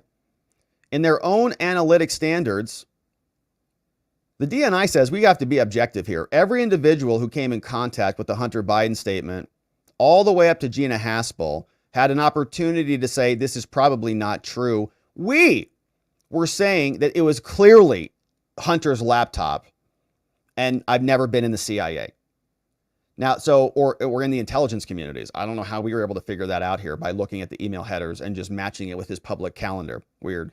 The draft Hunter Biden statement was reviewed and passed around, and they all said, yeah, this said this, yeah, Russians, yeah. Some of the signatories were on active CIA contracts. Internal CIA documents show that several signatories, including Morell, were on active CIA contract at the time. They were earning an income supported by the American taxpayer while politicizing intelligence to rig the election in favor of Joe. Former intelligence officials interviewed repeatedly asserted that they were just a group of private citizens. We have First Amendment rights. And this is a matter of public interest. We didn't have access to classified information. We just have strong opinions. During this interview with the committees, Morell testified, I got no access to classified stuff. Are you kidding? Have you had any conversations with officials at the FBI, Michael Morell, ex-CIA? No. Had you been privy to any classified briefings about this? No. Mr. Morell, as a part of the research that you did between the contact with Mr. Blinken and the contact with Mark Polyamouropoulos, did you contact any individuals as part of that research? I did not. So the sum of your research involved your internet searches. You just were on the internet. That's just what you did? Yes. Okay. So CIA Director Morell is on the internet, and he came to a conclusion, apparently, that it was the Russians. Now, we did the same thing. That's all we had access to here. We were listening to Bob Ulinsky, looking at the leaked files, and then matching it to Hunter's calendar and other news articles about where he was as the VP's son. It matched. It was clearly his. So it's weird. I wonder, maybe I should be the director of the CIA, and you should also, because you could clearly see this. But the other primary drafter of the public statement, Mark, similarly said no access to classified information. John Brennan similarly did not have access to classified information. In his transcribed interview with the committee, James Clapper stated he did not seek access to any classified information when he signed this statement. Here's what Clapper said. Hey, James. Well, you're the former director of national intelligence, James, who's about to make a very public statement about a very specific thing. You were claiming it's likely the Russians. You had the clearance on this. You could have requested a briefing on it, right? Why did you not even consider requesting a briefing on this? Well, I didn't do it because I didn't think it was appropriate. Why? Because I didn't want to be tainted by access to classified information. But why would it be tainted to try to find the truth before you signed it? He says, sorry, bad choice of words. I wanted only to go on what I had seen publicly. That's all. I didn't want any connection with the classified information in any way. Well, it confuses me why you would be willing to sign a letter like this. I mean, you had access to agencies who could have clarified it, and you didn't consider even nor make an effort to find out if what you were about to say was true or not. Well, I thought it was proper and appropriate to sound a warning that the Russians could be involved. That's all. Just a warning. Each signatory interview sought to assure the committees they had no access to classified info. But even still, the use of their official titles, their security credentials, could be read to suggest that they by design. It's what everybody does, okay? It's why they put the doctor's robe on before they put a doctor on a pharmaceutical commercial, okay? Because it makes him look like a doctor. The doctor's jacket, whatever that's called. That's why a lawyer comes on with a suit and tie and they put him in a courtroom. Because it looks official. You're much more likely to buy or to believe a doctor in a lab coat with an analysis of your blood results than some dude off the street. That's exactly what was happening here. These were not just some dudes off the street. These were CIA, ex-CIA officials, and now we know CIA contractors. They did that by design. They took the credibility of the agency and they smeared it all over our faces. Now, in his interview before the committees, they said that the statement could appear more legitimate because the signatories used their intelligence titles, clearly. Yeah, they all said that they were ex-CIA. If they didn't want to use the CIA's label, they should have left that off. At the end of this statement, the 51 intelligence officials, they all use their former titles. Many of these titles are former director, former DNI, former director CIA. Questions, Mr. COO. If you're an average citizen reading this statement, do you think the titles of their former office could have boosted the legitimacies of their claims that the Russians did this? Do you think that would appear more legitimate because of their former titles, maybe? I think that's possible, yeah. He confirmed that applying their titles, they could have leveraged their power to persuade Americans. That alone is concerning. It was done by design. Further investigations has revealed, however, that these former intelligence officials actually could have had access to this type of materials. And several of these people had active contracts with the CIA. Despite assertions that they didn't have any access, one internal email said this. Wow, look at this email. From somebody to somebody, classifications unclassified. Someone wrote this. So it sounds like a couple of people already are complaining about this. Someone says, yeah, so there's this Politico dropped the article. Remember, the article came out. 51 people. It was spread all over the place like madness. And then this person sends these emails. Probably this one, 1013 is first. This one's at 1105. So this one comes first. This guy's complaining to a colleague. He says, oh man, this frustrates me. I don't think it is helpful to the agency in the long run. Sigh, right? It's like, oh gosh. He links to the Politico article. This is not helpful. An actual person who wants the agency to do good work, not to become a bunch of partisan hacks. Then this person responds, yeah, I also love that at least a few of the random signatures here belong to individuals currently working here on contracts, ...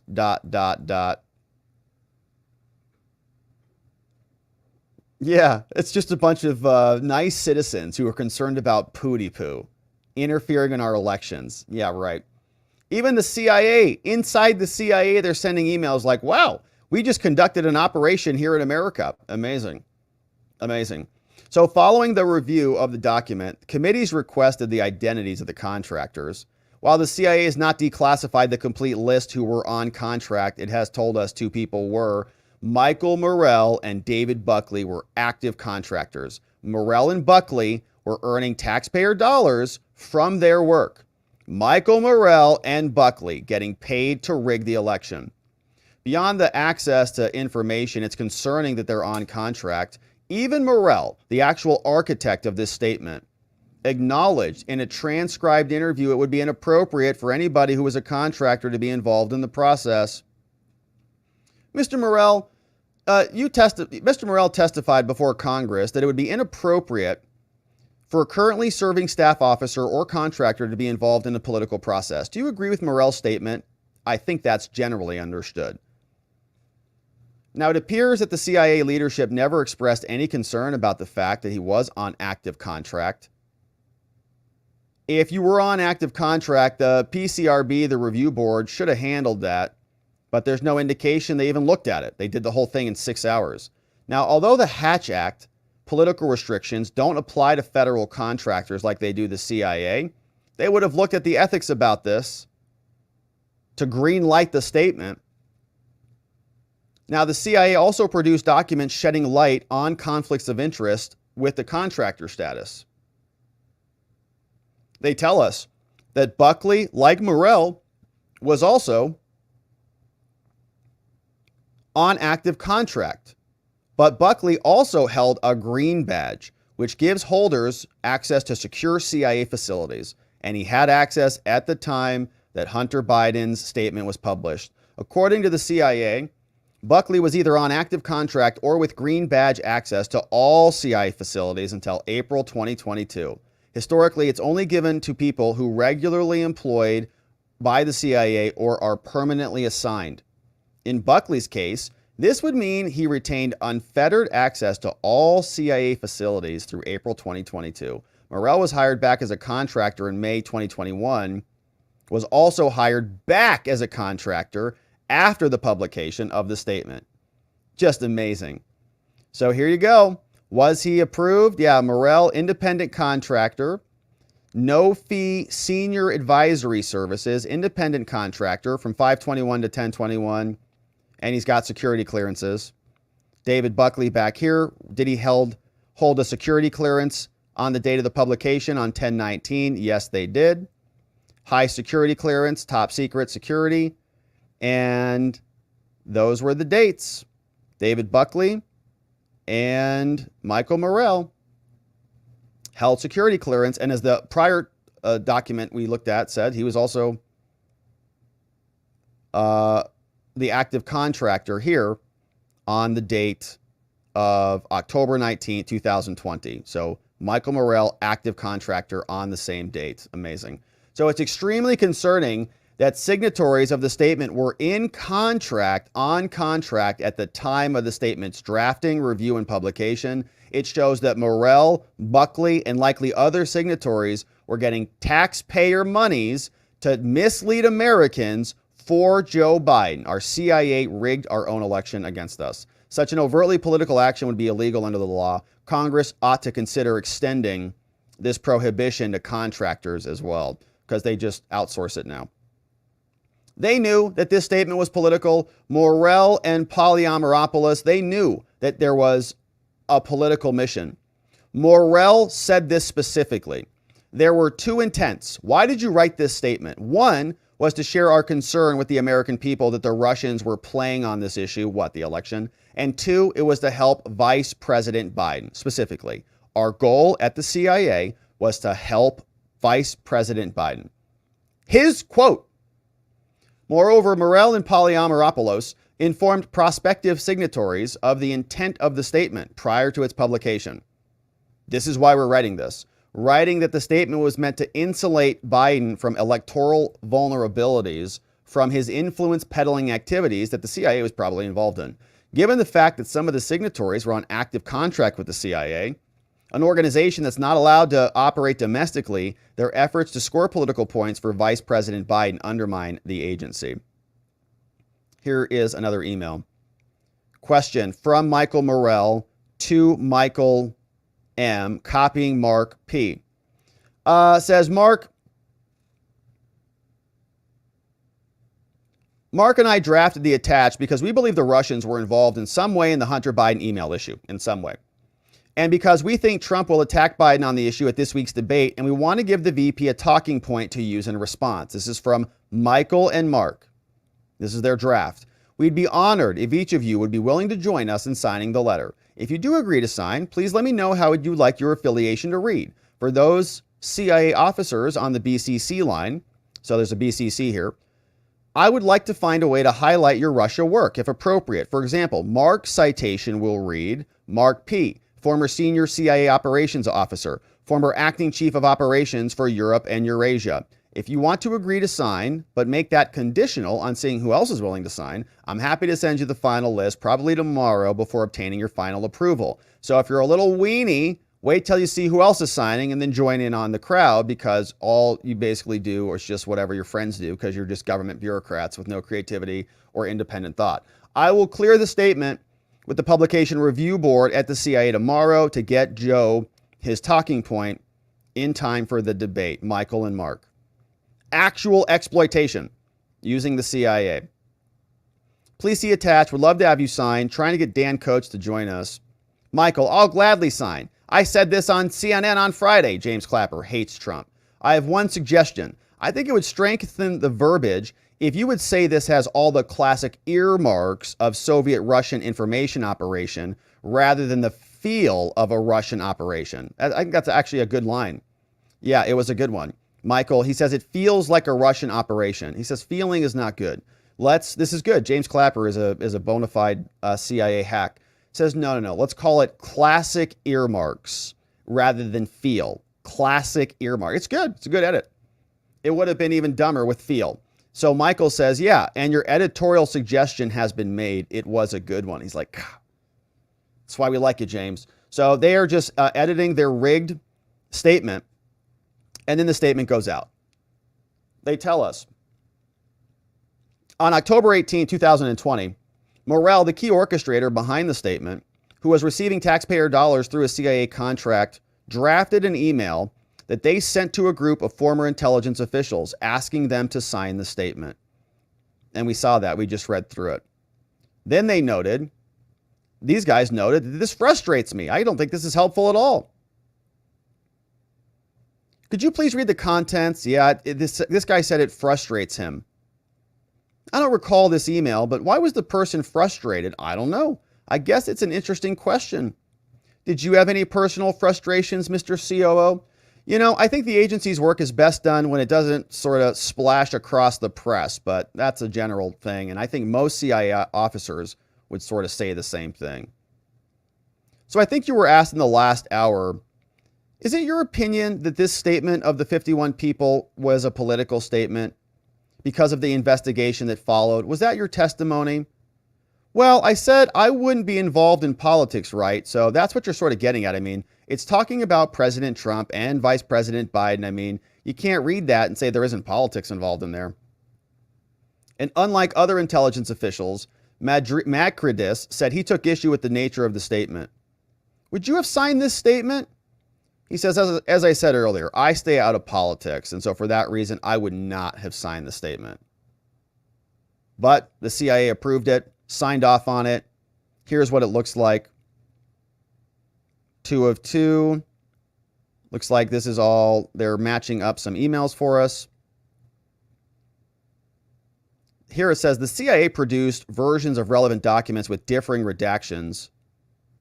The below graphic includes 2 email chains in which the subject lines and the timestamps are identical, but the bodies appear to be identical, but the unredacted version references a manuscript submitted by Polymeropoulos. The highlighted version demonstrates that they were identical until they verged into separate conversations. Okay, so it's just comparing 2 documents. One of the CIA employees wrote an internal email noting that it was interesting that they approved them in the first place. Wow, interesting to see what was submitted and even approved. Can't believe it. In another email, another CIA staff member described this as engaging in a pro-Biden campaign that may be disclosing classified information. So even the internal people at the CIA were grossed out. He wrote, from Fox News, the lead dissemination mechanism inside the U.S. is Senator Johnson. And there's no limit of people who will lap up Russian propaganda, right? It's all the Russians. Now, it's concerning enough that his talking points sought to discredit the Hunter laptop prior to the 2020 election. The COO said, now, someone trying to assist a presidential campaign using classified information or potentially using classified information from the CIA, that's kind of a bigger no-no, right? Use of classified information, regardless of the purpose, is a no-no, right? Whether it's for personal gain, political gain, that's a no-no. But the CIA lacked any safeguards, and they just approved the whole thing. So in conclusion, this insane report tells us the statement signed by the officials was interference in the electoral system in the final weeks before the election, obviously. The highest officials within the CIA were aware of the statement prior to its publications. The lead architect, the inspector general were active on contract with the CIA. Raises concerns about abuse. It got expedited approval, and they requested quick decisions, and they got it. The signatories leveraged their authorities. This was poor judgment, prevented the agency from being deemed as legitimate. Now we think they're political. Now seasoned officials were able to subvert this process, and they intended to do it to help Biden specifically. Unless and until they make serious oversight reforms, this is going to continue to be a problem. Without rigorous oversight of the intelligence community and without proper safeguards to prevent this from happening again, they are likely to continue to do this work. And as a result, we're going to continue our oversight using the authority of the federal government to do that. So absolutely ridiculous that we have three major revelations here. CIA paid the people who wrote the letters. The CIA housed the people who signed the letters. And the CIA approved the letter that ultimately went out. All three items done by the CIA, our own government. And the Hunter Biden laptop was real. It was true. All legitimate. We talked about it. Basically, no evidence that it came from Russia at all. They just made it up. And they even had little draft sessions to make it even more propagandistic for us all. And they shoved it down our throats, and they stole an election as a result. So that is now on the record in writing. This guy was also someone who signed the letter, and his name is Jeremy Bash. Used to be married to Dana Bash, who is now moderating the second debate. Dana, not Jeremy. But here is what he was saying before he signed the letter. This looks like Russian intelligence. This walks like Russian intelligence. This talks like Russian intelligence. This effort by Rudy Giuliani and the New York Post and Steve Bannon to cook up supposed dirt on Joe Biden looks like a classic Russian playbook disinformation campaign. That assessment, by the way, is not my assessment. That's the assessment of the Trump intelligence community leadership, who in August of this year put out a statement saying that Andrei Derkash and Russian intelligence were trying to denigrate Joe Biden. And then the next month in September, Steve Mnuchin at the Treasury Department put out a statement saying that Derkash is a known Russian intelligence operative and has been for the last decade. So when the intelligence community goes in and warns Donald Trump that Rudy Giuliani is being worked over by Russian intelligence, and then Rudy Giuliani suddenly comes forward with these mysteriously created emails, probably hacked through a Russian intelligence operation, we have to acknowledge the fact that the President of the United States is supporting, is condoning, is welcoming a Russian intelligence operation in 2020. Nicole, this is collusion in plain sight. We don't need a special counsel. We don't need congressional investigations. The president is acknowledging it and welcoming it with open arms.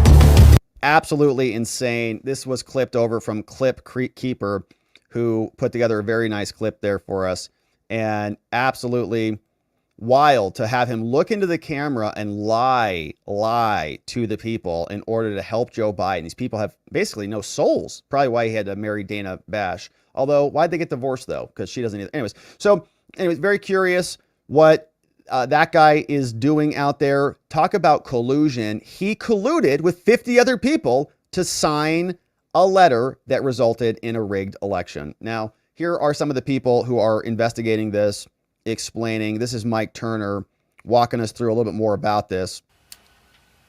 Absolutely. Well, the House Intelligence Committee got these emails that showed that the manner in which this was presented, and that we now know from the joint depositions that Jim's committee and my committee held, that these individuals openly were talking about doing this letter solely to help Biden in his debate. Now, what that means is we now all know that we saw Biden stand there in the middle of his debate and lie to the American public, because he knew, of course, it wasn't Russian disinformation.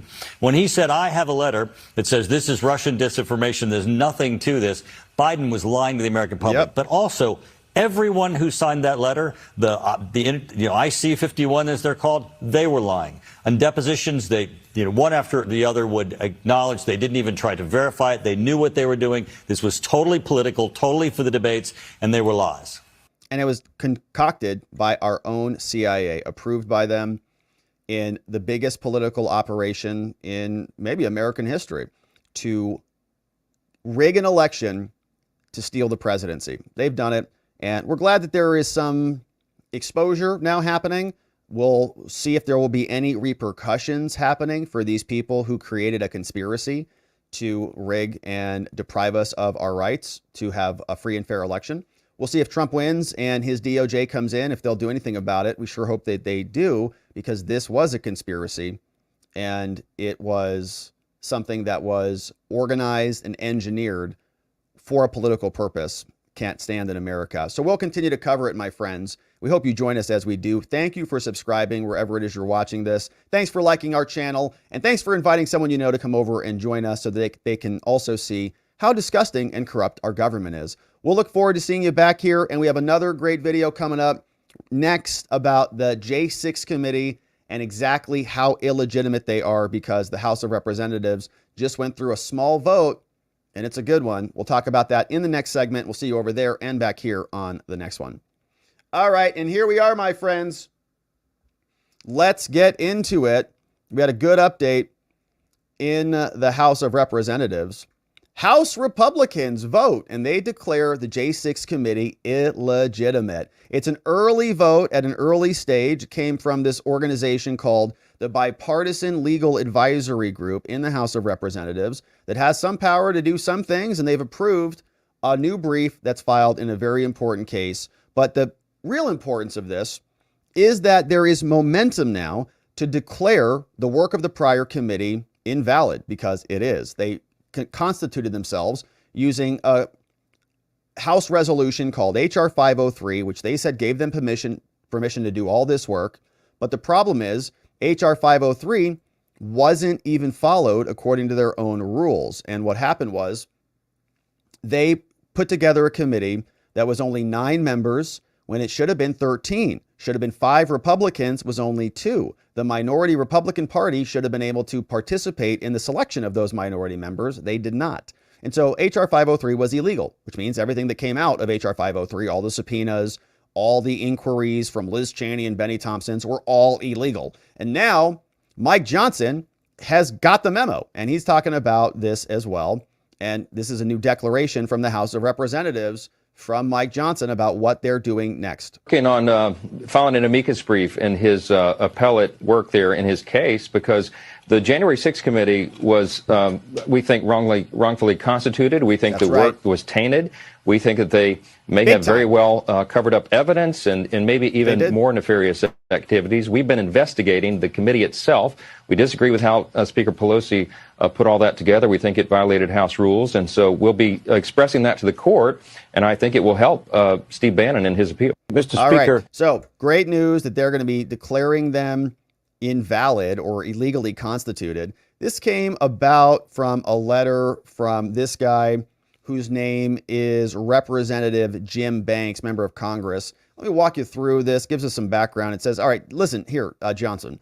Under your leadership, the House has released a ton of security footage from J6. We've seen it. Loudermilk's got it. He's continued to investigate this, and I'd like to thank you for all your efforts on this. But today, I write regarding about the former prosecution of former senior advisors of Trump, Bannon, and Navarro, who have now been sentenced to prison for failing to comply with subpoenas. I believe several factors make the committee illegitimate and say these subpoenas are unenforceable. As you know, the committee is the first and only congressional committee in history composed entirely on partisan lines.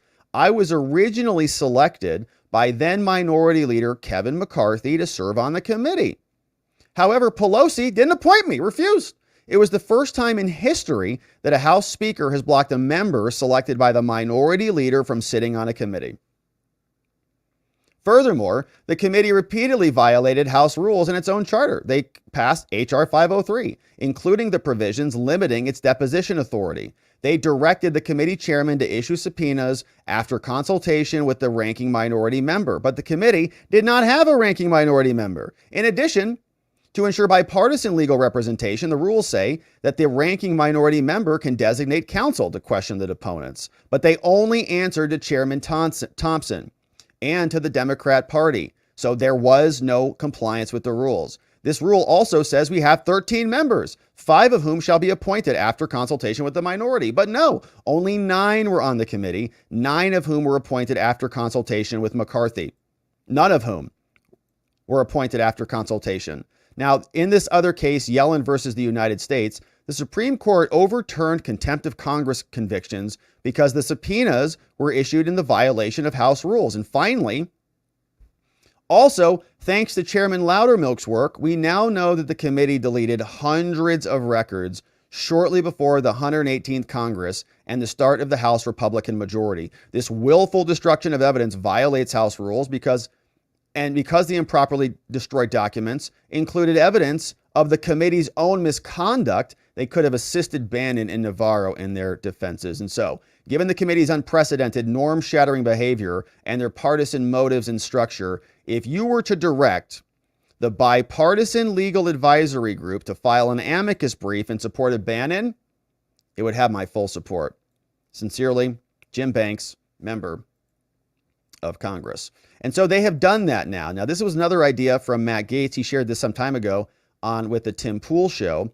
And here is what that sounded like. I believe the only way Steve Bannon does not go to jail is if there is a vote at an entity called the BLAG, the Bipartisan Legal Advisory Group. It is made up of the Speaker of the House, the Majority Leader, the Majority Whip, the Minority Leader, and the Minority Whip. So the Republicans hold a 3-2 in this. Bannon is going to petition for an en banc review of this determination to revoke his bail.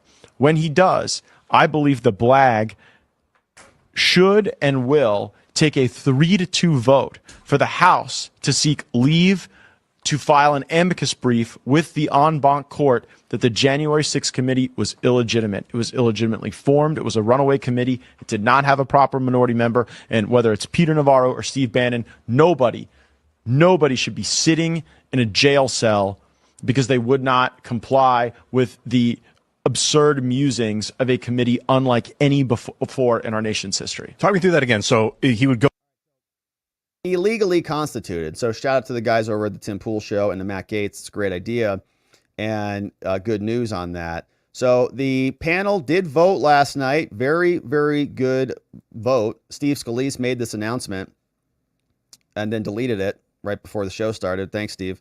So we also have a Politico report.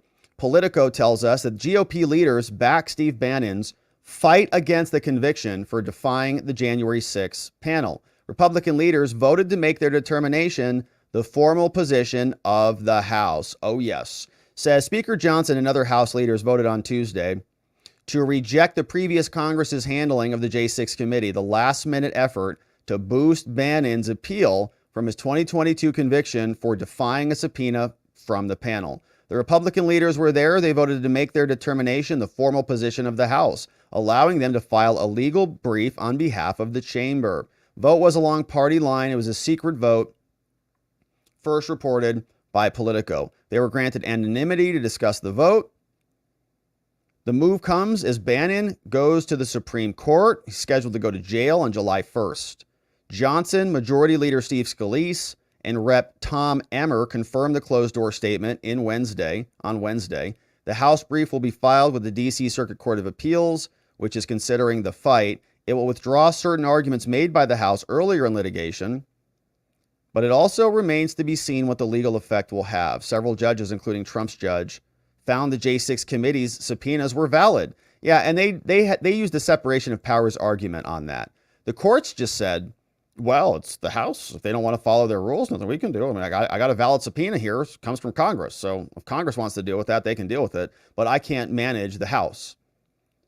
The Justice Department indicated to him weeks later, and a jury convicted him in July.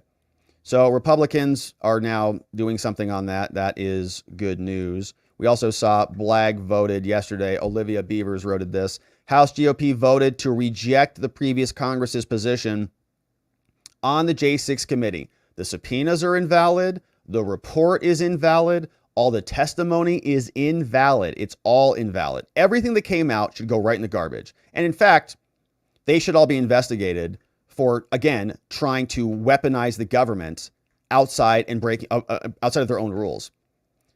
So that is now something that has happened. Steve Bannon is very happy about this. He submitted a text message over to Axios last night. They say Steve Bannon praised House Speaker Johnson after Johnson vowed on Tuesday to file a legal brief in support of Trump and Trump's advisor. Bannon is due to report to prison, 4-month sentence starting in July. Johnson said on Hannity that they were going to be supporting him. And so Republicans are now fighting back. Now, Bannon sent a text message, I believe. Here is what he said. Bannon sent a text. Speaker Johnson and House leadership showed tremendous courage in repudiating the illegally constituted J6 committee and its activities and investigations, Bannon said. And he's absolutely right about that. The whole thing is illegitimate. So here is Alina Habba talking not necessarily about the J6 committee, but about a lot of the lawfare and the weaponization of all of these institutions. The J6 committee, the criminal prosecution in New York, the Big Fanny prosecution, the classified documents case, on and on and on. And everywhere we go, they just keep trying to gag Trump. They keep trying to lock him down. They want to get these trials done before the election because it's all political. It's not about justice at all. And Alina Habba is in the House going to explain more about what's happening in these cases. Sure, Sean. Thank you for having me.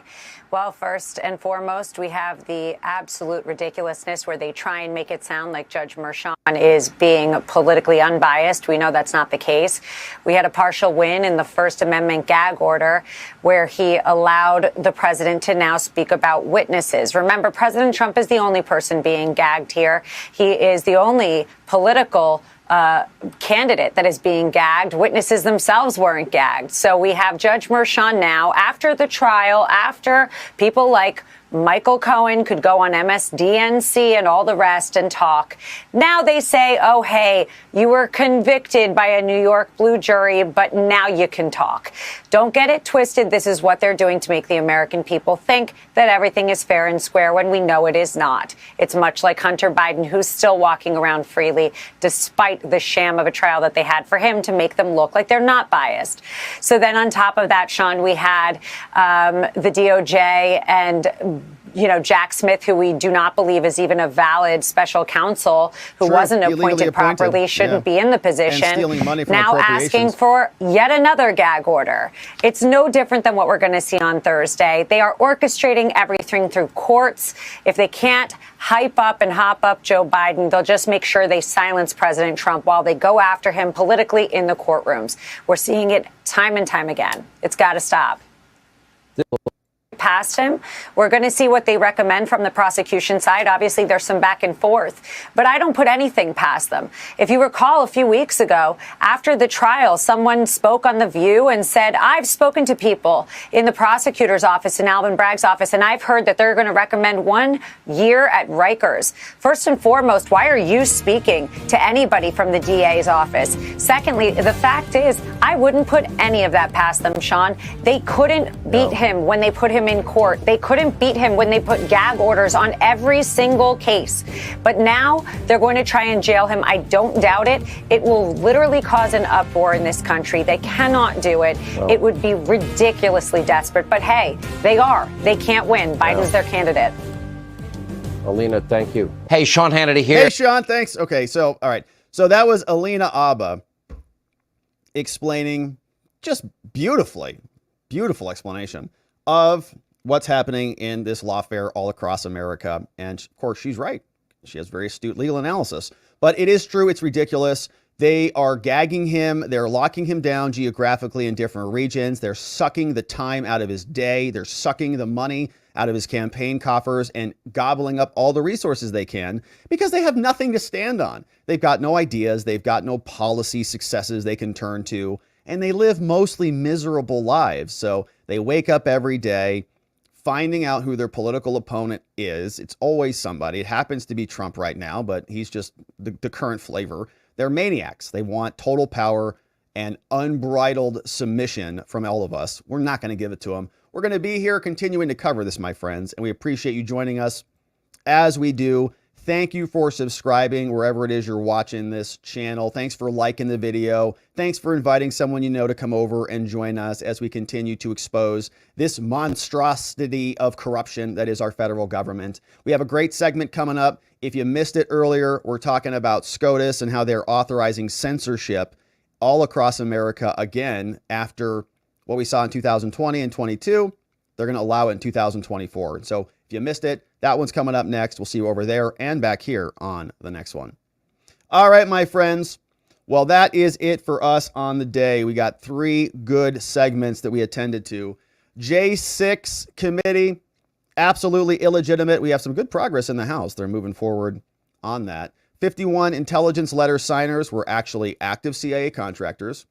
They worked at CIA facilities. And the letter was approved by the CIA in 6 hours. Incredible. So we know that they're probably going to try to rig it again. And censorship is allowed all throughout America, thanks to Amy Coney Barrett, Judge Roberts, and Judge Kavanaugh. Well done. So now, my friends, it's time to hear from you. It's a beautiful Wednesday. We're here early. Tomorrow, as a reminder, we are live streaming the debate. So there will not be a regular show or anything else other than that. So that will be happening in the afternoon. I will get that scheduled as soon as possible, and we will be live streaming it from Trump Hotel in Las Vegas, which means all of the internet pixels coming across these inner tubes will be broadcast on the greatest servers in all of Las Vegas and arguably the Southwest, maybe even the world. We don't know. So we're looking forward to that. It's going to be a ton of fun. Make sure if you want to join us, I know a ton of people are going to be streaming it, so no hard feelings if you don't make it. But if you don't join us, just don't ever come back again. Okay, just that's fine though. I'm not mad if you don't come. But all right, so we are going over to watchingthewatchers.locals.com. As soon as we say thank you to all these amazing donos and supports and super chats that you've sent in, very grateful for it, my friends. Thanks for joining us on the early stream. Let's see who is here on the House on the day. What's going on? We had, Glocky. We had this one from Knox is here. This was from Knox, defense attorney in Texas. Says, thank you for choosing to live stream the debates, Rob. It wouldn't be the same without my fellow watchers. And we're going to get into it together. It's going to be great. And Boopsy sent this one in. It will be disgusting when at the beginning of the debate, Trump and Biden greet each other cordially after all the vitriol Biden has spouted against Trump, broadcasted daily. Maybe they will have a boxing match behind the TV station. I'd love to see that on camera. Let's go. I think Biden said he wanted to take him out behind the back or something. Remember that time? Glocky shared this one. Here is what Jamal Bowman is going to be doing in Washington soon. Oh, no. Jamal Bowman. Oh, AOC. She's going to have to get her patriarchal coffee from Starbucks. Oh, it's liberal tears. Oh, so Jamal's just going to be crying right into the cup. He's just crying right in there. He's just like, here's some more for you. And what you'll notice is he hasn't accidentally pulled the fire alarm yet either. So good news is Jamal Bowman has learned his lesson. He's not pulling the fire alarm. All right. AOC, your best friend, is not going to be in Congress. Glocky says, sad day for free speech. SCOTUS just lurched us closer to fascism becoming law, considering fascism is the merger of the state and corporations. Yeah, that's a right definition, Glocky. I'd say that is actually closer. Government, business, complex happening. Hey, Glocky says, liberals will always side with fascism over socialism because fascism doesn't threaten capital. Yeah, I think that's probably true. I don't know how socialism really does either because it depends. I mean, socialism to me, I think we've often seen it as a form of fascism. They just call it socialism. Glocky says, did anyone else, the video of the FBI agents showing up to that nurse's home for turning in children's hospitals to do sex changes or something while using federal funds while SCOTUS opinion today? Expect more to happen to turn down your government to limit your speech. John McGarvey, what's up? Bringing in a membo. Jules is coming in. Third proverb says hydrogen, which is a very powerful element, the very first one and an important one. Glocky says, here's this one. Your bank accounts are canceled, fascist. Come on, we're going to war with Russia. Yeah, no, that's a horrible idea. Hey, Emil says, Govea, thank you for a Saturday. Thank you for a Saturday. Well, thank you, Emil. We love Saturdays here. Hopefully you can join us. And we'll see you there tomorrow on Saturday. Glocky says, fascism is honest communism. And amazing. Glocky says, anyone else remember that ad I shared where Biden is offering Hollywood people jobs to campaign from him? Turn out he has to pay them because even Hollywood doesn't like old Joe. Says, so everyone knows the J6 committee was a sham, lied, destroyed evidence, sent people to jail, but doesn't matter. I mean, if Republican DAs and AGs aren't going to indict people and rectify the problem, does it even matter? Sharing this one, if you support the side that censors free speech and facts, you are not woke or progressive. You are a tyrant. The Rubos in the house says there was a massive purge of conservative X accounts, thousands of subscribers, and many accounts permanently suspended for no reason. Oh, man. Our account established in 2008 was among them. Blessed be we are, at Blessed be we are, suspended at about 10 p.m. It was a targeted attack on conservative accounts by bot farms and activists. That's terrible. So I'm trying to think if there's anything we can do about that for the Rubos, but I hope you can appeal the Rubos, and maybe some people can flag you for Twitter support or something like that. I don't know if Twitter support is active. It's a cat and mouse game. I mean, it's always a cat and mouse game. So I'm sorry to hear that, the Rubos. So if you're not already following at Blessed Be Are We, I would encourage you to do that. I don't know if you can, if it's already suspended, but we'll be looking forward for your return, the Rubos. Sheila P. The Supreme Court is supposed to protect our First Amendment rights. This is disgraceful in all ways. Indeed. Hey, Lady Ice, what's up? Okay, maybe this is normal on Supreme Court rulings, but I just never caught it before. But why was the first paragraph reverse indented? Good question. I don't know. Yeah, good question. I don't know. Good to see you, Lady Ice. SSJ2 Rich says, there was an idea to make a calendar. I suggest the calendar of shame. 12 months. Each month is one shame. Angeron's areola, Fanny's Fanny, Crazy Eyes is Crazy Eyes, Letitia, Twitch, and so on. But the problem is you have to stare at it for a full month. Like, could you imagine staring at Crazy Eyes Griswold? Like, it'd be hilarious. Like, no, don't get me wrong. It's a hilarious idea. But, like, you'd have Crazy Eyes Griswold staring at you, like, all of July. Like, what? Like, honey, like, what's the calendar say? Like, I don't know. I'm scared to go look at it. I can't even get a date on. Like, what's wrong with you? So I get it. Now, NY says the mandates and censorships were horrible. We have a worse situation where serious doubt on who to believe. I agree. The informational supply chains are shattered. COVID-19's complex, and the political Washington types like Jean-Pierre put their publicity spin on things. Now you have a situation where patients, now who distrust medicine, wait until it's sometimes too late for them. Or even worse, take advantage by scammers who have a lot to say but never ever end up taking care of real patients. Odessia says, Rob, if I'm old and senile, can I tell the truth? I don't know. I guess it depends on how senile you are. It depends on, I mean, I think I've had some senile people that just like say stuff. You're like, that's not right.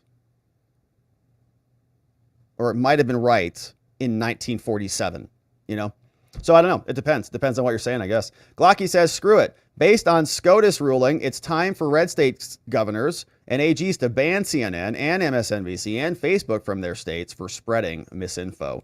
NY says, standing is the refuge of the Roberts Court. What needs to happen is to name names. Remember that Twitter executive who cried about being doxxed? Name these people in the government and private industry and prosecute them. Well, they're named. I mean, they signed the letter. They don't care. They're protected by the CIA, so whatever. Hey, what's up? King Ginger says, could this be the compromise for Trump immunity? Maybe. Maybe Coney Barrett and Roberts joined in on that decision because they'll come and grant Trump immunity. Could be. 1 year as a membo, King Ginger. Great to have you. Thanks for being here. Lady Ice says, it is such a disappointment and a shame that ACB always seems to rule with the left when it involves Trump. Like she goes out of her way to prove she has no allegiance to him because he appointed her. I really hope she has a sliver of honor to uphold our Constitution and the effect these rulings will have when it comes to Trump rulings coming down soon. Shaking my head. What's up? NY says, saying something doesn't work is freedom of speech. However, it is within case law that you cannot say that a drug is effective for something without FDA approval. Cats PJs. What's up, Cats? My first live show. Amazing, Cats. First one's the hardest. Gets easier from there. Love your work, Rob. Love you back, Cats. Thanks for joining us, I think from South Africa. What's up, NY? Sticking to principles prevents disasters. Forcing people to take something is wrong. Telling people you can't talk about something is wrong. So you get your desired effect now. Even if there is some benefit, it's forever tainted by the bad implementation. Hey, Jay Dizzle in the house says, I'm going to be prez one day. They just aren't ready for me yet. Well, we'll be looking forward to that. The country needs to be ready for Jay Dizzle when that happens. NY Renal, from my look into the matter, the first time we had any public discussion of the jab was something in March. Although we all hoped the vaccine was there was significant pressure on the virus to evolve around. Good comment. We got Mima says, will they have the opportunity to appeal this? At the Supreme Court? No, that's done. Supreme Court's the final word. So we're done there. We got this one. Crash. Rob, it's official. Free speech is now dead. Yeah. Coney Barrett, Roberts, Kavanaugh, they killed it. SCOTUS placed its imprimatur on government censorship, which is its formal and explicit approval. My mom used to say, give them an inch and they will take a mile. Let the taking begin. Cowboy Rob. So when Trump gets in office, can he censor MSNBC and CNN? Jennifer says, watching courtroom antics is our soap operas. Milo says, is locals considered private communications just like a Zoom, WebEx, Teams, or Chime call? I would say no. I'd say it's public. Mima says, the decision SCOTUS just made worries me for the decision they will make on presidential immunity. This one from NY says, the people who were censoring COVID were political hacks with no knowledge. We all have a right to hear from a lawyer like you, Rob. Some CAI YouTube legal disinformation police should not prevent that. The so-called disinfo police are nowhere to be found now, and they make my job harder actually treating patients. Cliff says, President Truman wrote an op-ed in WAPO in December 22nd, 1963, saying the CIA should be reduced to intelligence gathering. This was 1 month after JFK's assassination. Truman regretted his decision to form the CIA in 1947. Yeah, they're bad news. Glocky says the CIA literally did a coup. Does anyone want to take a guess to what happens in other countries when you're caught committing a coup? I'll give you a hint. Doesn't involve cowardly Republicans just posting in the news. NY says, some may be confused. A lot of these 51 were appointed by Republicans. The last Republican to be president before Trump was Bush. The Bush faction of the Republican Party is very anti-Trump. The Rubos shared a link to their short video called Hold Them Accountable. Rob says, it's okay for the government to use a contractor to influence a media company. James Baker actually went over and worked at Twitter. I think the professor who said Kavanaugh assaulted her had a contract with the government. Glocky says Democrats wanted Trump impeached for wanting National Guard to go in and squash the BLM riots. CIA broke the law, literally did a coup. Never give up your firearms.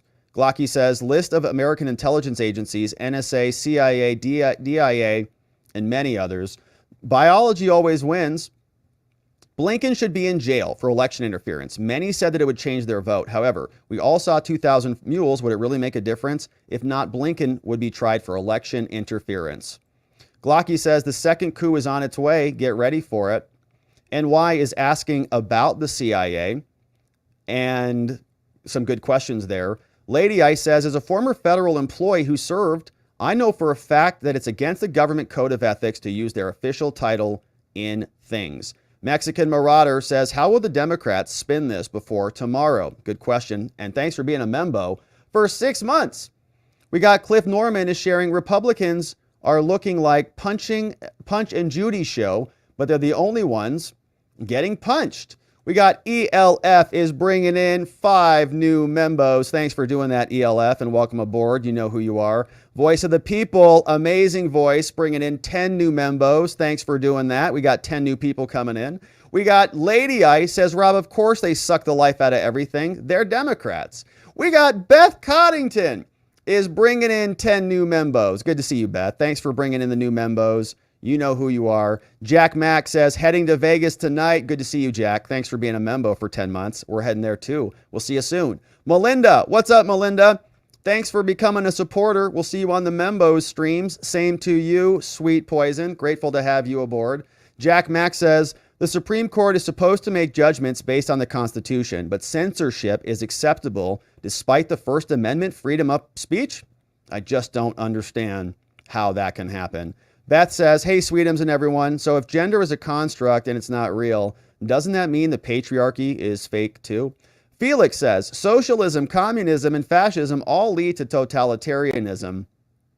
And Rob says, what makes us different from other countries is separation of powers. It keeps checks and balances from the government from becoming a monopoly of one party, as it was with Runway House under Pelosi. And the Rubos are back. Update, our account has been reinstated. We give thanks and praise God Almighty and to all of the people that help us get reinstated. Amazing. They're back in business. It's a watcher miracle. It happened already. Incredible. And so that came in from the Rubos. Very grateful, my friends, for those amazing donos. Thank you for all the super chats. Thanks for supporting the work that we do here. We love our tremendous friends. We've got some good comments over on X as well. If we can find where our comment thread is. What's going on? Jim is in the house. Say, Jim, if you need anything while we're here in Vegas, thanks, Jim. That's a very nice thing. What's up, Frank Rocco? It's good to see you. Azok says, you got to make the girly voice 1 or 2 pitches higher for it to be perfect. I'll have to work on it. Lisa Ann says, I can't believe SCOTUS sided with censorship. CF Rob is over there. Greg is over there. And it's grateful to see all of our ex-friends. My friends, we're going to head over to locals for a bit. We want to thank our mods and our meme smiths before we wrap it up and head on over there. Our friends, K Bean in the house, Just Cause, Playin' Hooky, Ronnie Cole, Zach Nichols, Janek, Dog Digger, Economy Pilot, Donut Mind Me, Carrie B, and Zulu, all in the house, modding the fort down for us. Sleepy Dog Lee, Nathan, N810, Jigum Gigum, and Glocky McGlock, modding the fort down for us. That, my friends, is it for us on the day.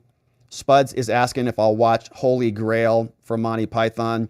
The answer is probably not, because I've made it this long. Why would I do that now? But my friends, that is it for us on the day. We are going to be back here tomorrow to get into it again, and we'll do some membos only stuff while we're on the road for our membos, and we appreciate our membos. We're going to head over to locals, say our goodbyes over there. If you want to come join us, watchingthewatchers.locals.com is the place to be. Otherwise, we're going to be back here tomorrow for the debate, baby. Live streaming from Trump Hotel in Las Vegas. We'll be there tonight, and it's going to be incredible. I hope you join us, and we'll see you there, because we need to have your help tomorrow to get into it again. And in order to do that, we're going to need to see you right back here so that together, with your help, we can shine that big, beautiful spotlight of accountability and transparency down upon our system with the hope of finding justice. Make it a beautiful day, my friends. An incredible week. We'll see you right back here tomorrow. Bye-bye.